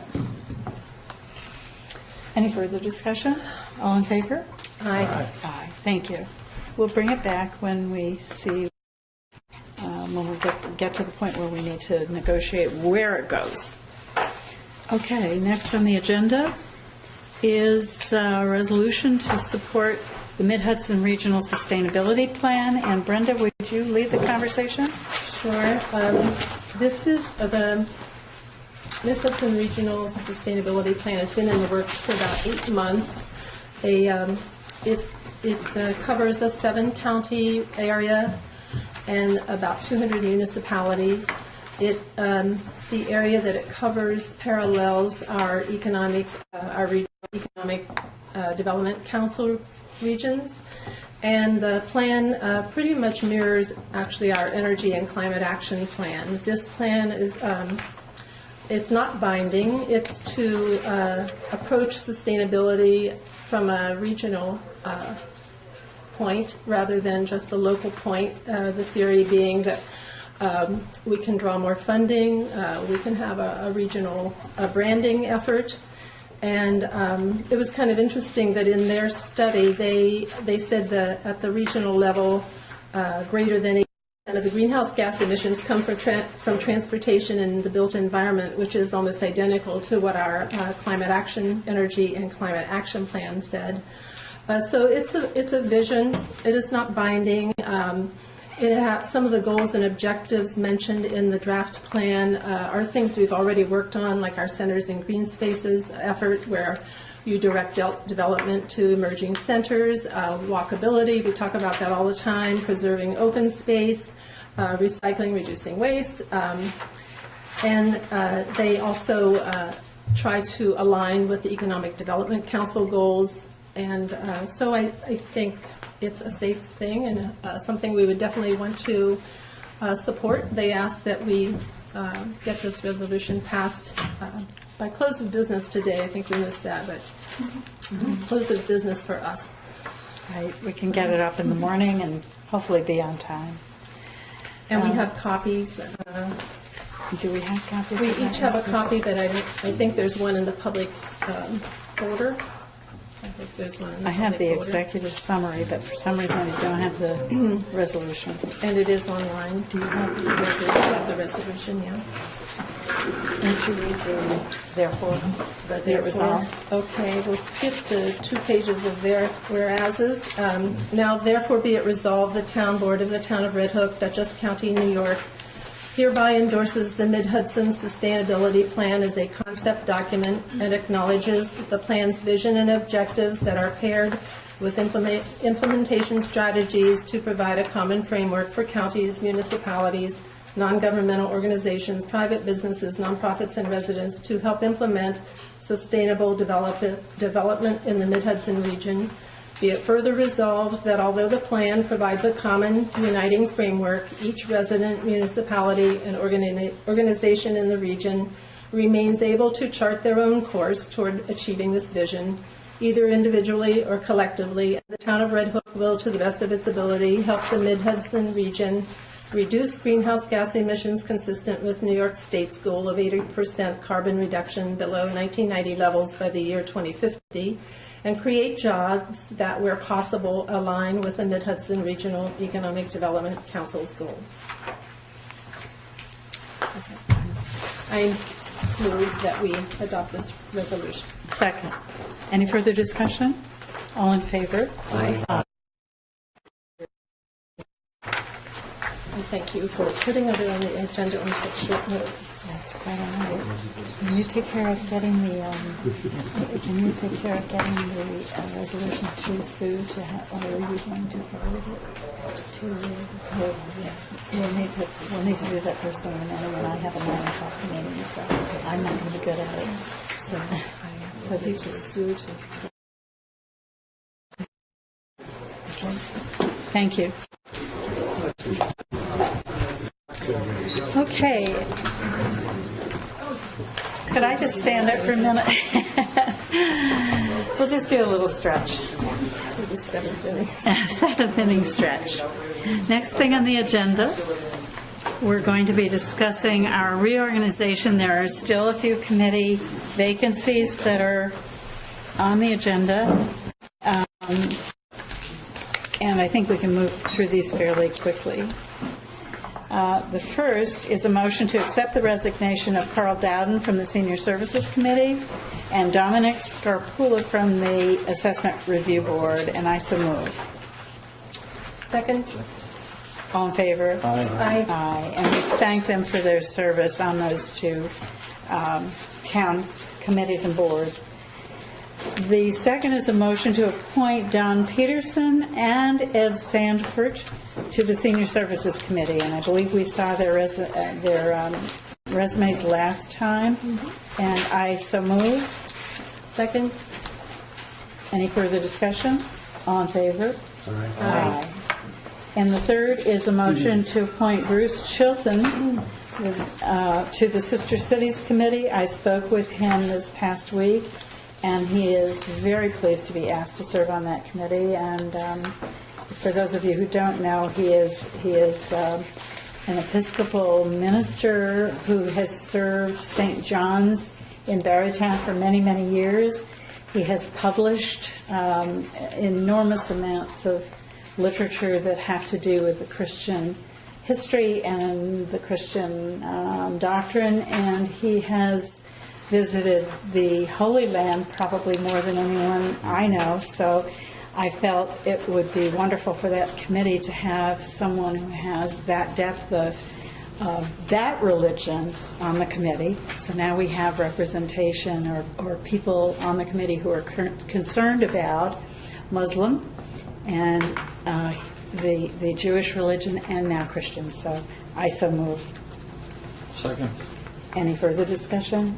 All in favor? Aye. Aye. Thank you.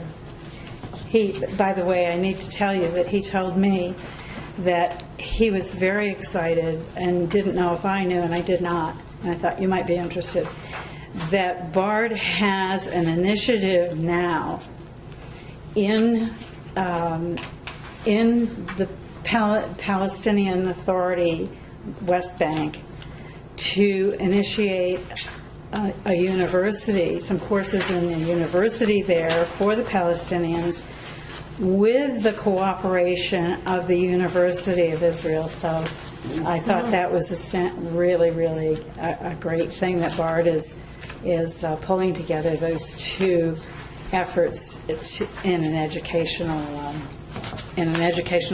manner for the Palestinians. Very unusual. So, Sue, yes. could I just say one thing during the reorg part? Are you done with that? Yeah, sure. Before we move on, sure.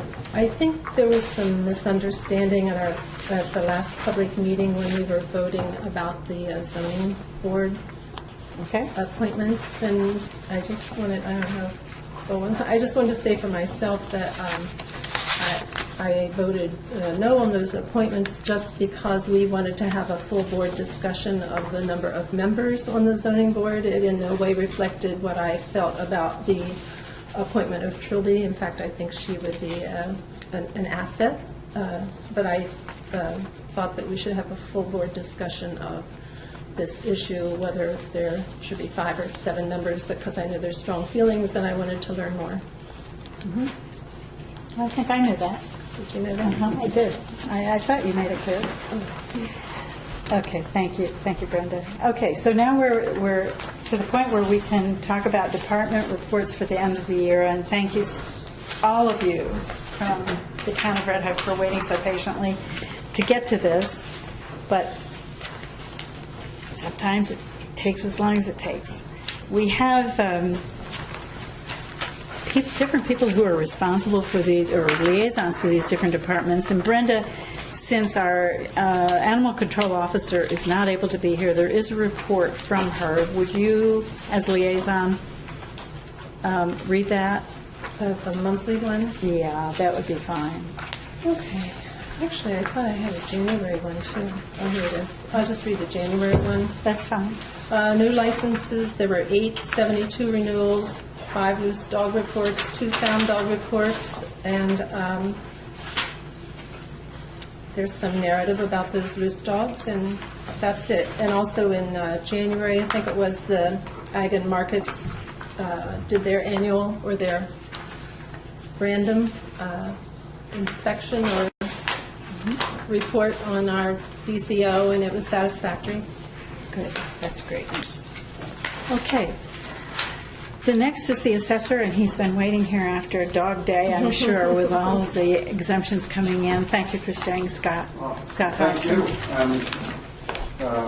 In the interest of keeping it short, I've got just a summary of what we've done in 2012.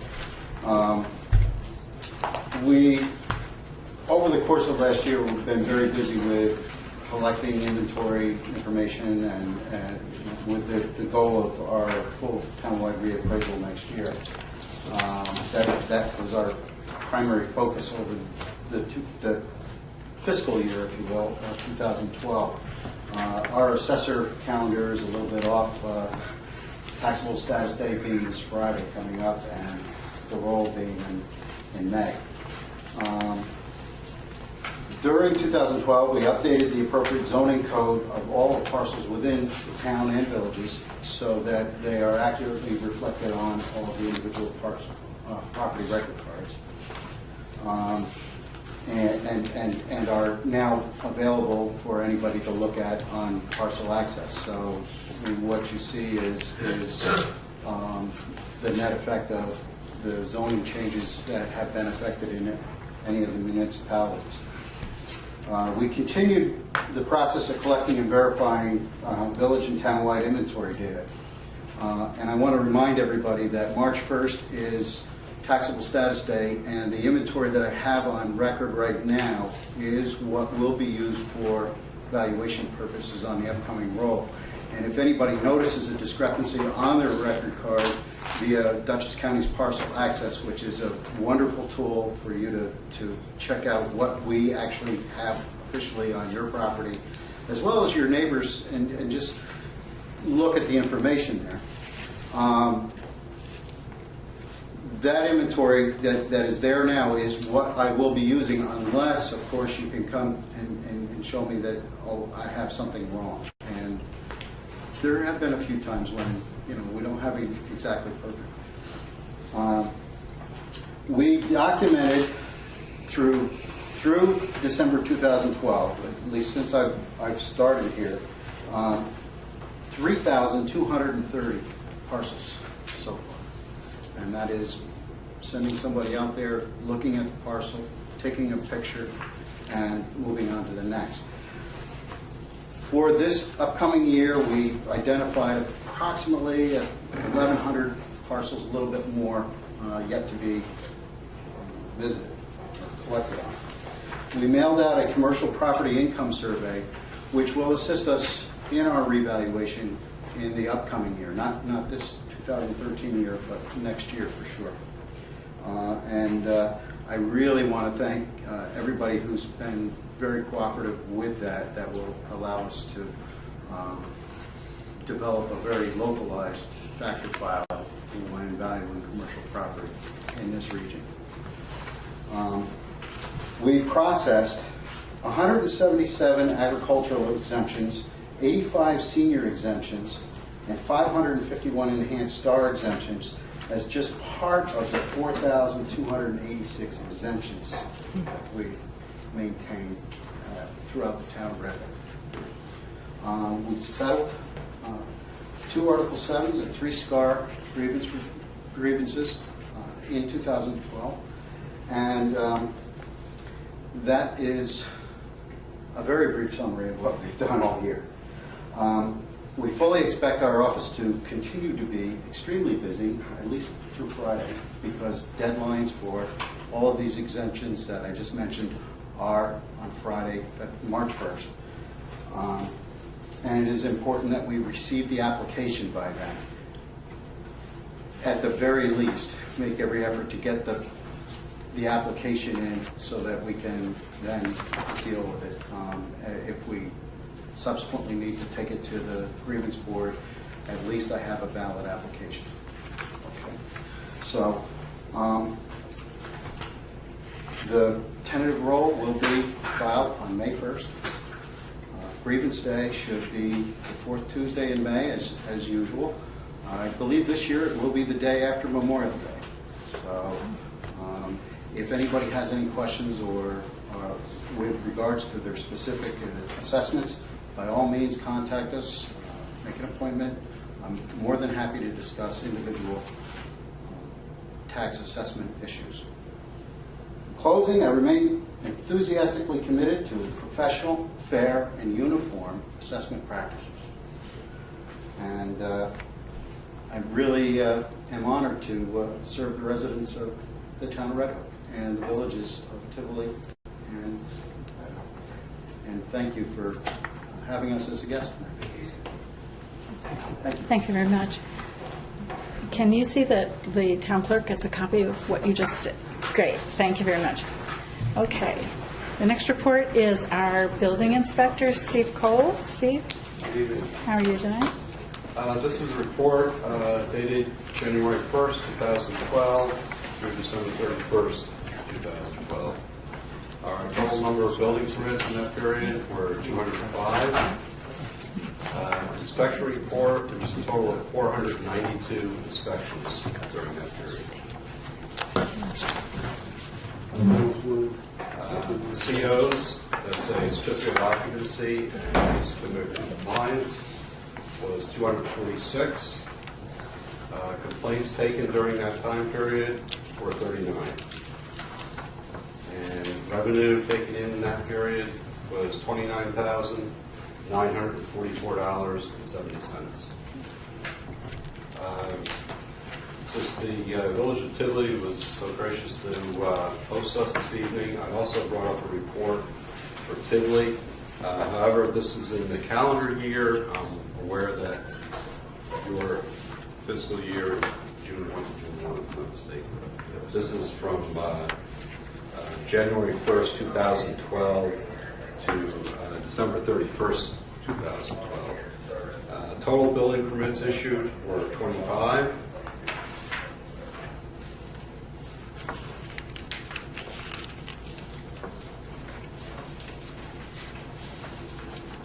Inspections, there was 32 inspections, and these are construction inspections. These are inspections based on the building permits. These aren't complaints or just random inspections that would do fire inspections or anything. So there were 32 of those. COs, we had 11, so we closed about half of our building permits so far. And our event report, which is the complaints, and it also combines the municipal searches that we do for the village. Total number of events were 41, and the revenue that was produced on that was $525. Okay. Thank you very much. Thank you. Are there any questions of Steve? I want to say thank you to Steve and to Supervisor Crane. I know that we met recently with Trustee Roddy and Trustee Griffith to discuss the review of the village. I want to say thank you, and the village board was pleased with the outcome of that meeting. So my sincere thanks to both of you. Thank you. Okay, I have a very brief statement from Rose Ryder, who is the budget officer, who says, now that the year 2012 has been closed and all expenses have been posted, as a next step in the budget process for 2013, I am preparing to distribute the appropriate final budget information to the individual departments and committees, and that should be completed in the next 2 weeks. The Highway Department, sitting so patiently waiting, hoping that it's not snowing when she goes out, is the Highway Superintendent, Teresa Burt. Not tonight. Thank you, Teresa. This is the Town of Red Hook Highway Department and the year report for 2012. The Town of Red Hook Highway Department performs routine maintenance throughout the year, including but not limited to catch basin cleaning and repair, patching potholes, cupping and ditching road edges, mowing and brush cutting, sign replacement, and storm response. The following is an overview of the special projects we've been involved in 2012. Major road improvements, bulk of our budget. Crack sealing has been done by an outside contractor to preserve 4 miles of town roads. Fibermat and NovaChip asphalt application to resurface 2.25 miles of Hateman Hill Road. Culvert pipe and catch basin replacement and repair by the highway crew on Oriole Mills Road. Total cost of these projects was $184,140. We have the Sism Road project. We designed, demolished, and replaced the Sism Road Bridge with the help of the town engineers, Crawford and Associates, and the construction firm of Corwood Ventures. Upon completion, the town crew paved the bridge deck. Start to finish within 2 months. Total cost to date, $217,177. FEMA provided $63,000 in funds for the damage done by Hurricane Irene to the original bridge. And you have a typo there, so take off one of those zeros. I see that. The new highway garage. During the construction phase of the new garage building, the town highway crew continued the site work, including building detention ponds, installing a septic system, propane tanks and water line, grading, mulching, and seeding the landscape, and relocating the shed. When the building was complete, the highway crew paved the new parking lot. We were very happy to start moving into the new building in August. The office trailer was emptied and returned. The old garage was dismantled inside, and the usable contents were moved into the new building. The crew installed shelving and benches, organized the workspaces, and built an office for the Village of Red Hook foreman. Thank you very much for the great new workspace. It has dramatically improved our efficiency and our maintenance operations. Snow and ice control. In 2012, we had 13 storm callouts, which is significantly less than the 2011 season. Thanks to Mother Nature, we were able to save on salt, sand, and diesel. The total cost for salt and sand for the year was $45,949.63. This does not include the distribution of products to the villages of Tivoli and Red Hook and the Red Hook Central School District. That was just the town of Red Hook's costs. Shared services. The Highway Department performs work for other town departments and committees as needed. This past year within the town, we were involved in the following: maintenance of the town hall lawns and grounds, painting the town hall boardroom and hallway, road cuts and blacktopping for the town water department, digging the electric line ditch for St. Margaret's, digging the tree planting holes for the tree committee, and building the trailhead on the Aspinwall Road for the Trails Committee. We also provide services for the villages and school districts, such as sweeping the school parking lot, sweeping the village of Tivoli for the street painting festival, and stump grinding and blacktopping with the village of Red Hook. Sign replacement. In the ongoing effort to bring our signs up to the new federal standards, we have replaced 50 stop signs, 10 no parking during snowstorm signs, and a number of chevrons. The traffic control expenditures totaled $7,800 for 2012.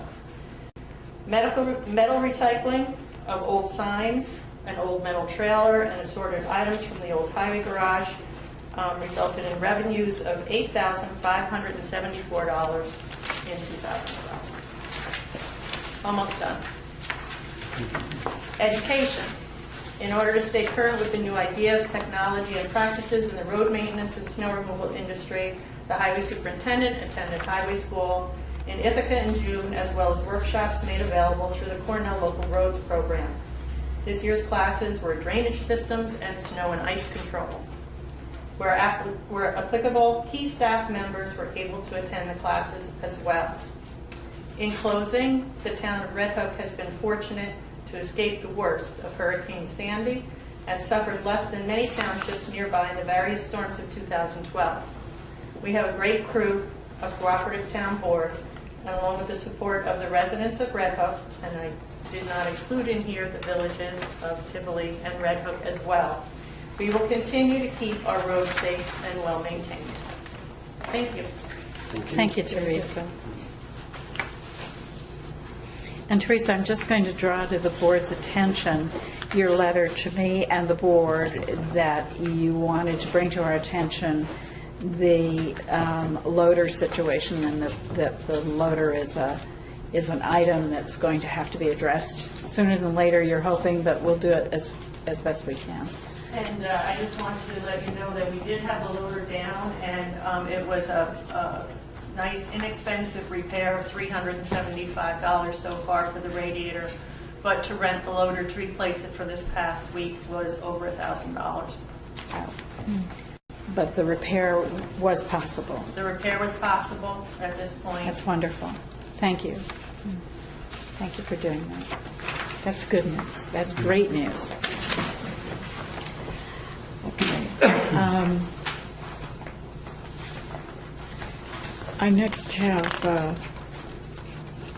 Sue, do you have any report that you'd like to make? No, I didn't bring them with me. I had submitted them to the town board in January. Yes. And spoke with them at that point. Mm-hmm. So And you're still collecting taxes? I'm still collecting taxes. As of this afternoon, I've collected over $5,700,000 and change. And my office is very busy at the moment. Right, right. And the deadline is soon, right? Tomorrow, right? The deadline without penalty. Without penalty. Right. I tomorrow. actually collect till the end of May. But Well, thank you. I know you've dash is on been. right I now. know you've been really, really busy. Percentage-wise, are we up there pretty close? I think we're doing pretty well. Yeah. Good. That's great. That's great news. Thank you, Sue. Sure. And I have the Justice Court's reports, and I believe you have those in here as well. The total for the entire year for Jeffrey Martin was a total of $45,545. Fined. There were 70 WIs completed and 9 driving while under the influence, and there are 10 pending. And for Justice Treebwasser, the collection amounted to $31,550. Completed DWIs was 7.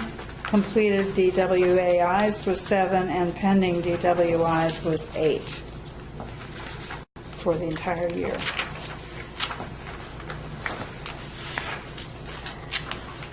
Fire and safety, Jim, have you got a report on that? I don't have anything. Okay, okay. I believe we have concluded and have signed documents for both fire districts, both the Tivoli Fire Department and the Red Hook Fire Company. So that's been completed, and I wanted to thank. I haven't. They've signed them, the ones. I believe they are en route. The Red Hook is en route back to me. I have Tivoli's, and thank you very much. And thank you, Bill and Jim, for working on that behind the scenes. Deb has given her office manager's report. The police department, I have 2 reports, one from January and one from February for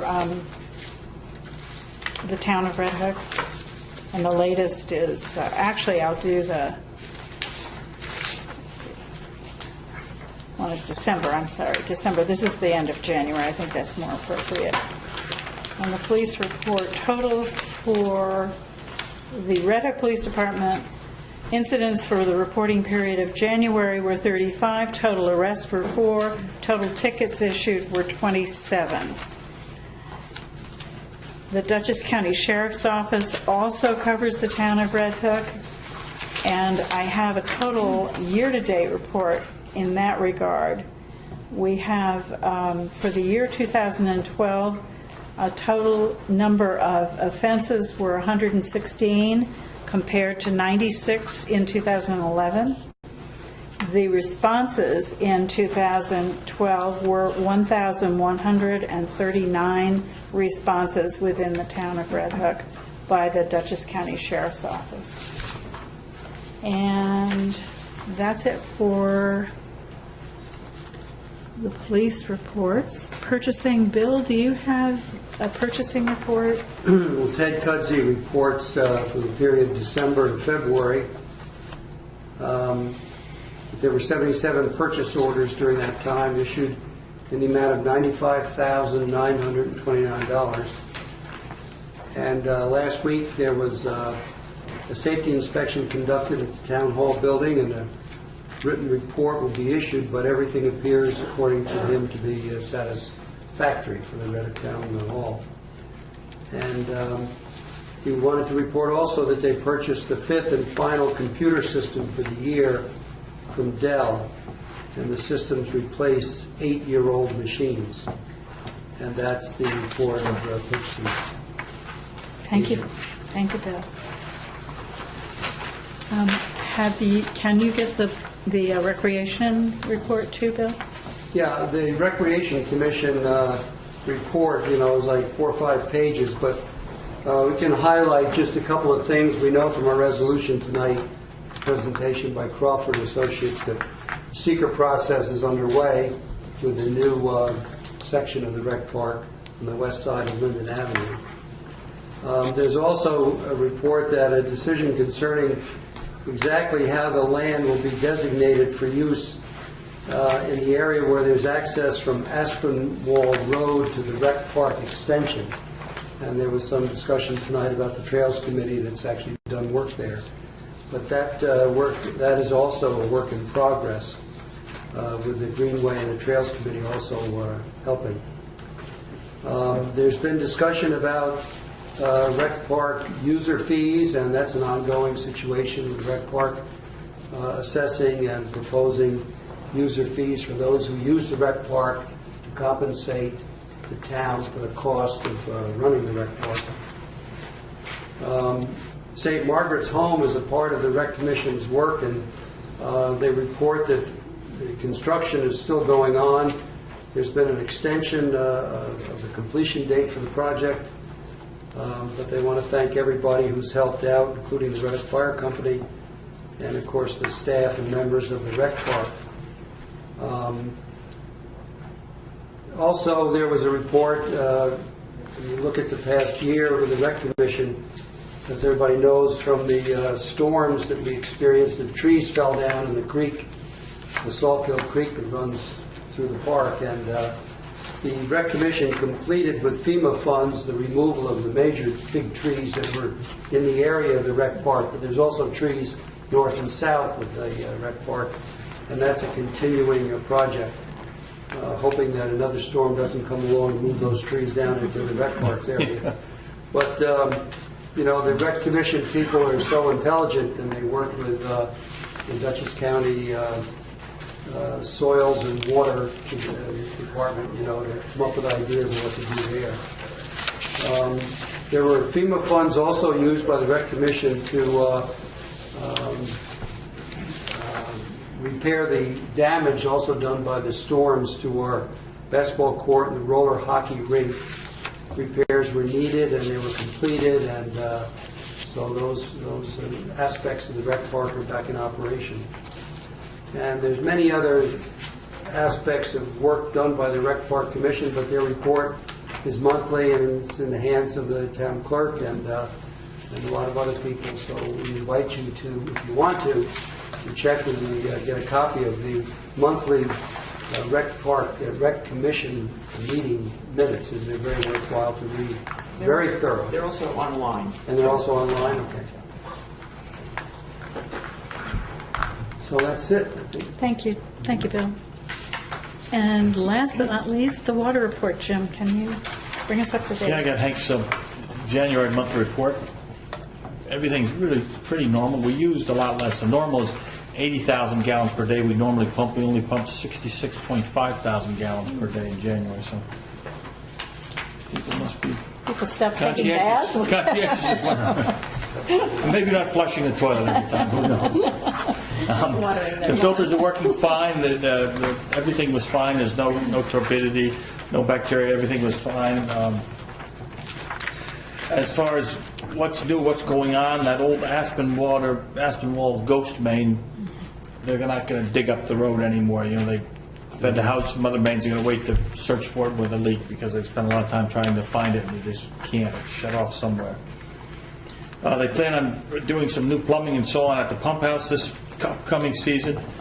They plan on putting some valves where needed on Manor, Colonial, Aspinwall, and Trow. New light fixtures in the pump house. You know, usual maintenance, cleaning around fences and so on. The water tank, the screen on the overflow pipe needs to be repaired. The curb stop on Columbia and repair the hydrant. Water meters, they have a Neptune makes a Badger replacement that accommodates old remotes, which is what we have. And so, you know, and they're always constantly upgrading water meters, old ones, as they age out, essentially. And that's about it. Okay. Thank you very much. Thank you all very much for the great end-of-year reports and reports as the departments made them available. I did have some correspondence that I referred to. I don't have it with me, but I did receive a letter from Paul Finch at the Red Hook Central School asking us to talk again about the no parking signs that are on Rockefeller Lane across from Mill Road School. If you'll recall, a number of years ago, the then principal of the school asked us to put up no parking signs to control confusion and congestion on that road near the school, which we did. We passed a local law, there would be no parking, and now we are being asked to reconsider because so many parents are now coming by the elementary school to pick up their children that there's a crush of traffic in there. And so, Teresa, we're going to need to take a look at that and see what's advisable to do. I just didn't know how to respond, and I haven't responded yet because I don't know what to do. I don't know if it's an issue for the highway department or some sort of traffic control. Okay. I mean, Well, could you and I have to study the patterns of the traffic when the buses are there. Okay. I don't know if the school can offer some alternatives to how the people park on the street. If there's a different time frame that they can, wait till the buses are gone to pick up their kids. I'm not sure. It's going to have to be a coordinated effort. And especially if you made it a local law, can you just undo that? I'm not familiar with that part of the process. No. We'd have to amend it, but in the meantime, between now and doing that, I think we need to sort out a lot of information before, if there is another alternative, as you point out. So maybe we could talk about it. There are also some residents who are impacted by the parking Definitely. on the sides of the roads, and I don't know if they would be willing to give that up. Right. That enforcement. And we did get correspondence from some of them that they wanted those no parking signs, as I recall. And would this be something that would be open to public comment? If we were to amend a law, yes, definitely, yeah. But we originally passed a law and put the signs at the request of school because of a safety and hazard issue with the cars blocking the sight line and so on. They were worried about children there, and it was a problem for the residents. So now the school has rethought it, and they did it because of all the parents picking their children and parking there. Yes. But now they feel differently about it, or apparently so. So I have straight in my mind what they're asking us. So I think maybe what we need to start with is just to kind of, have us talk together about what some of the options might be that we suggest the school do first, or ask them, have they done any studying of the lay of the land? Could there be additional parking added? I don't know if those questions have come to them or come from them to you. Perhaps it would be nice to meet with their facilities manager to talk about those issues and what studies have been done on their part and what information they have, so that you can take those safety issues into account. Okay. I think that's Perry Sheldon. I'll get in touch with him. Okay. Okay, and would you be willing to be part of that? And you, Chris, maybe? Okay. Good, thank you. That's pretty much it for me tonight. Public comment, is there any public comment? Do you have breath left in your body to speak at this point in the evening? Oh, John does. John does. I knew I could count on you, John. It was very nice to hear Sue McCann tell us that the rec park committee minutes and reports are on the website for the town of Red Hook. My question is, are all the other reports that we heard from multitudes of different departments this evening also on the web? All the different, I mean, everybody's reports and minutes, etc. Everybody's minutes are online, so it's a reflection of their reports that they put into their minutes. But are the reports? The reports that were given tonight? Will they be on the computer? On the internet? The website? They're like a summary of the minutes, aren't they? Yeah. Most of the time. They're included. No, the year-end reports that we... You know what, I have a suggestion to make. They're on file. Yeah, I have a suggestion to make that we cite at the next meeting that those end-of-year reports are available from the town clerk. It costs a fair amount to put if we put all of that up, it would really be costly. So, you know, for those people who are interested, they can let us know. And if there's a number of them, we can make copies available at the town clerk's office. Second question, is the budget on the computer? Yes. The adopted budget, yes. Is the budget on Yeah. on the computer? Yes, absolutely. Always has been, Joe. Okay. And then the third thing was, I was very nice to hear that Teresa and her crew has worked on Aspinwall Way. But there's a concern with Aspinwall Way, the trail. There's a couple of trees that were cut, and there's some sections missing of those trees, and the rest of the tree is hanging in the air at an angle. And I would think that we'd want to bring those down sooner than later. Well, you know, I'll bet you Teresa would love to know exactly where they are, and she Well, will you can see them probably. right off of Aspinwall Road. Are they in the? Maybe 25 or 40 feet in, and it has actually an orange tape around it. And the Are butt they end's in the long, town's and right of way? it's hanging. John, are And they in the town's right of way? It's on the town's property, and if you get a kid in there playing or whatnot, and all of a sudden those trees go, we could have a serious situation. So they've obviously been cut. Somebody took a chainsaw in there. It's underneath where the cobbles have been put. Okay, got and it. Hanging. We know where it is now. Okay. We'll take a look. You know, we don't want to have anybody get Right. injured. No, for sure. Thank you, John. Anyone else?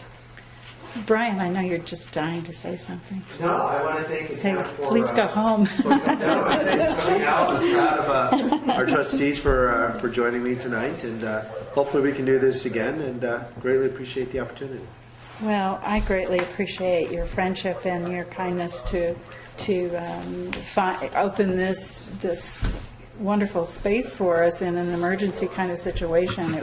I know it took some. Good luck with that. Thank you. Yeah, and good luck with the restoration of the elevator. Okay.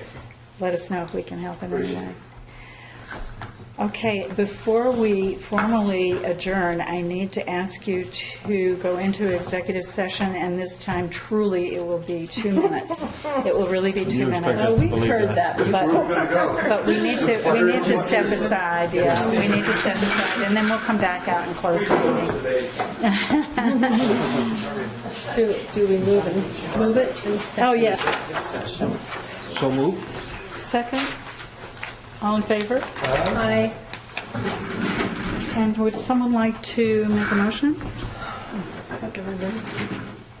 Motion adjourned? No, if you do that, I really will not be pleasant.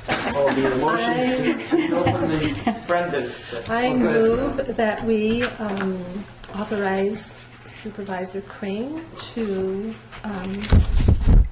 negotiate an agreement with the school district on shared services. Second. Any further discussion? All in favor? Aye. Thank you. Is there a motion to adjourn? So move. Second? All in favor? Aye. Thank you.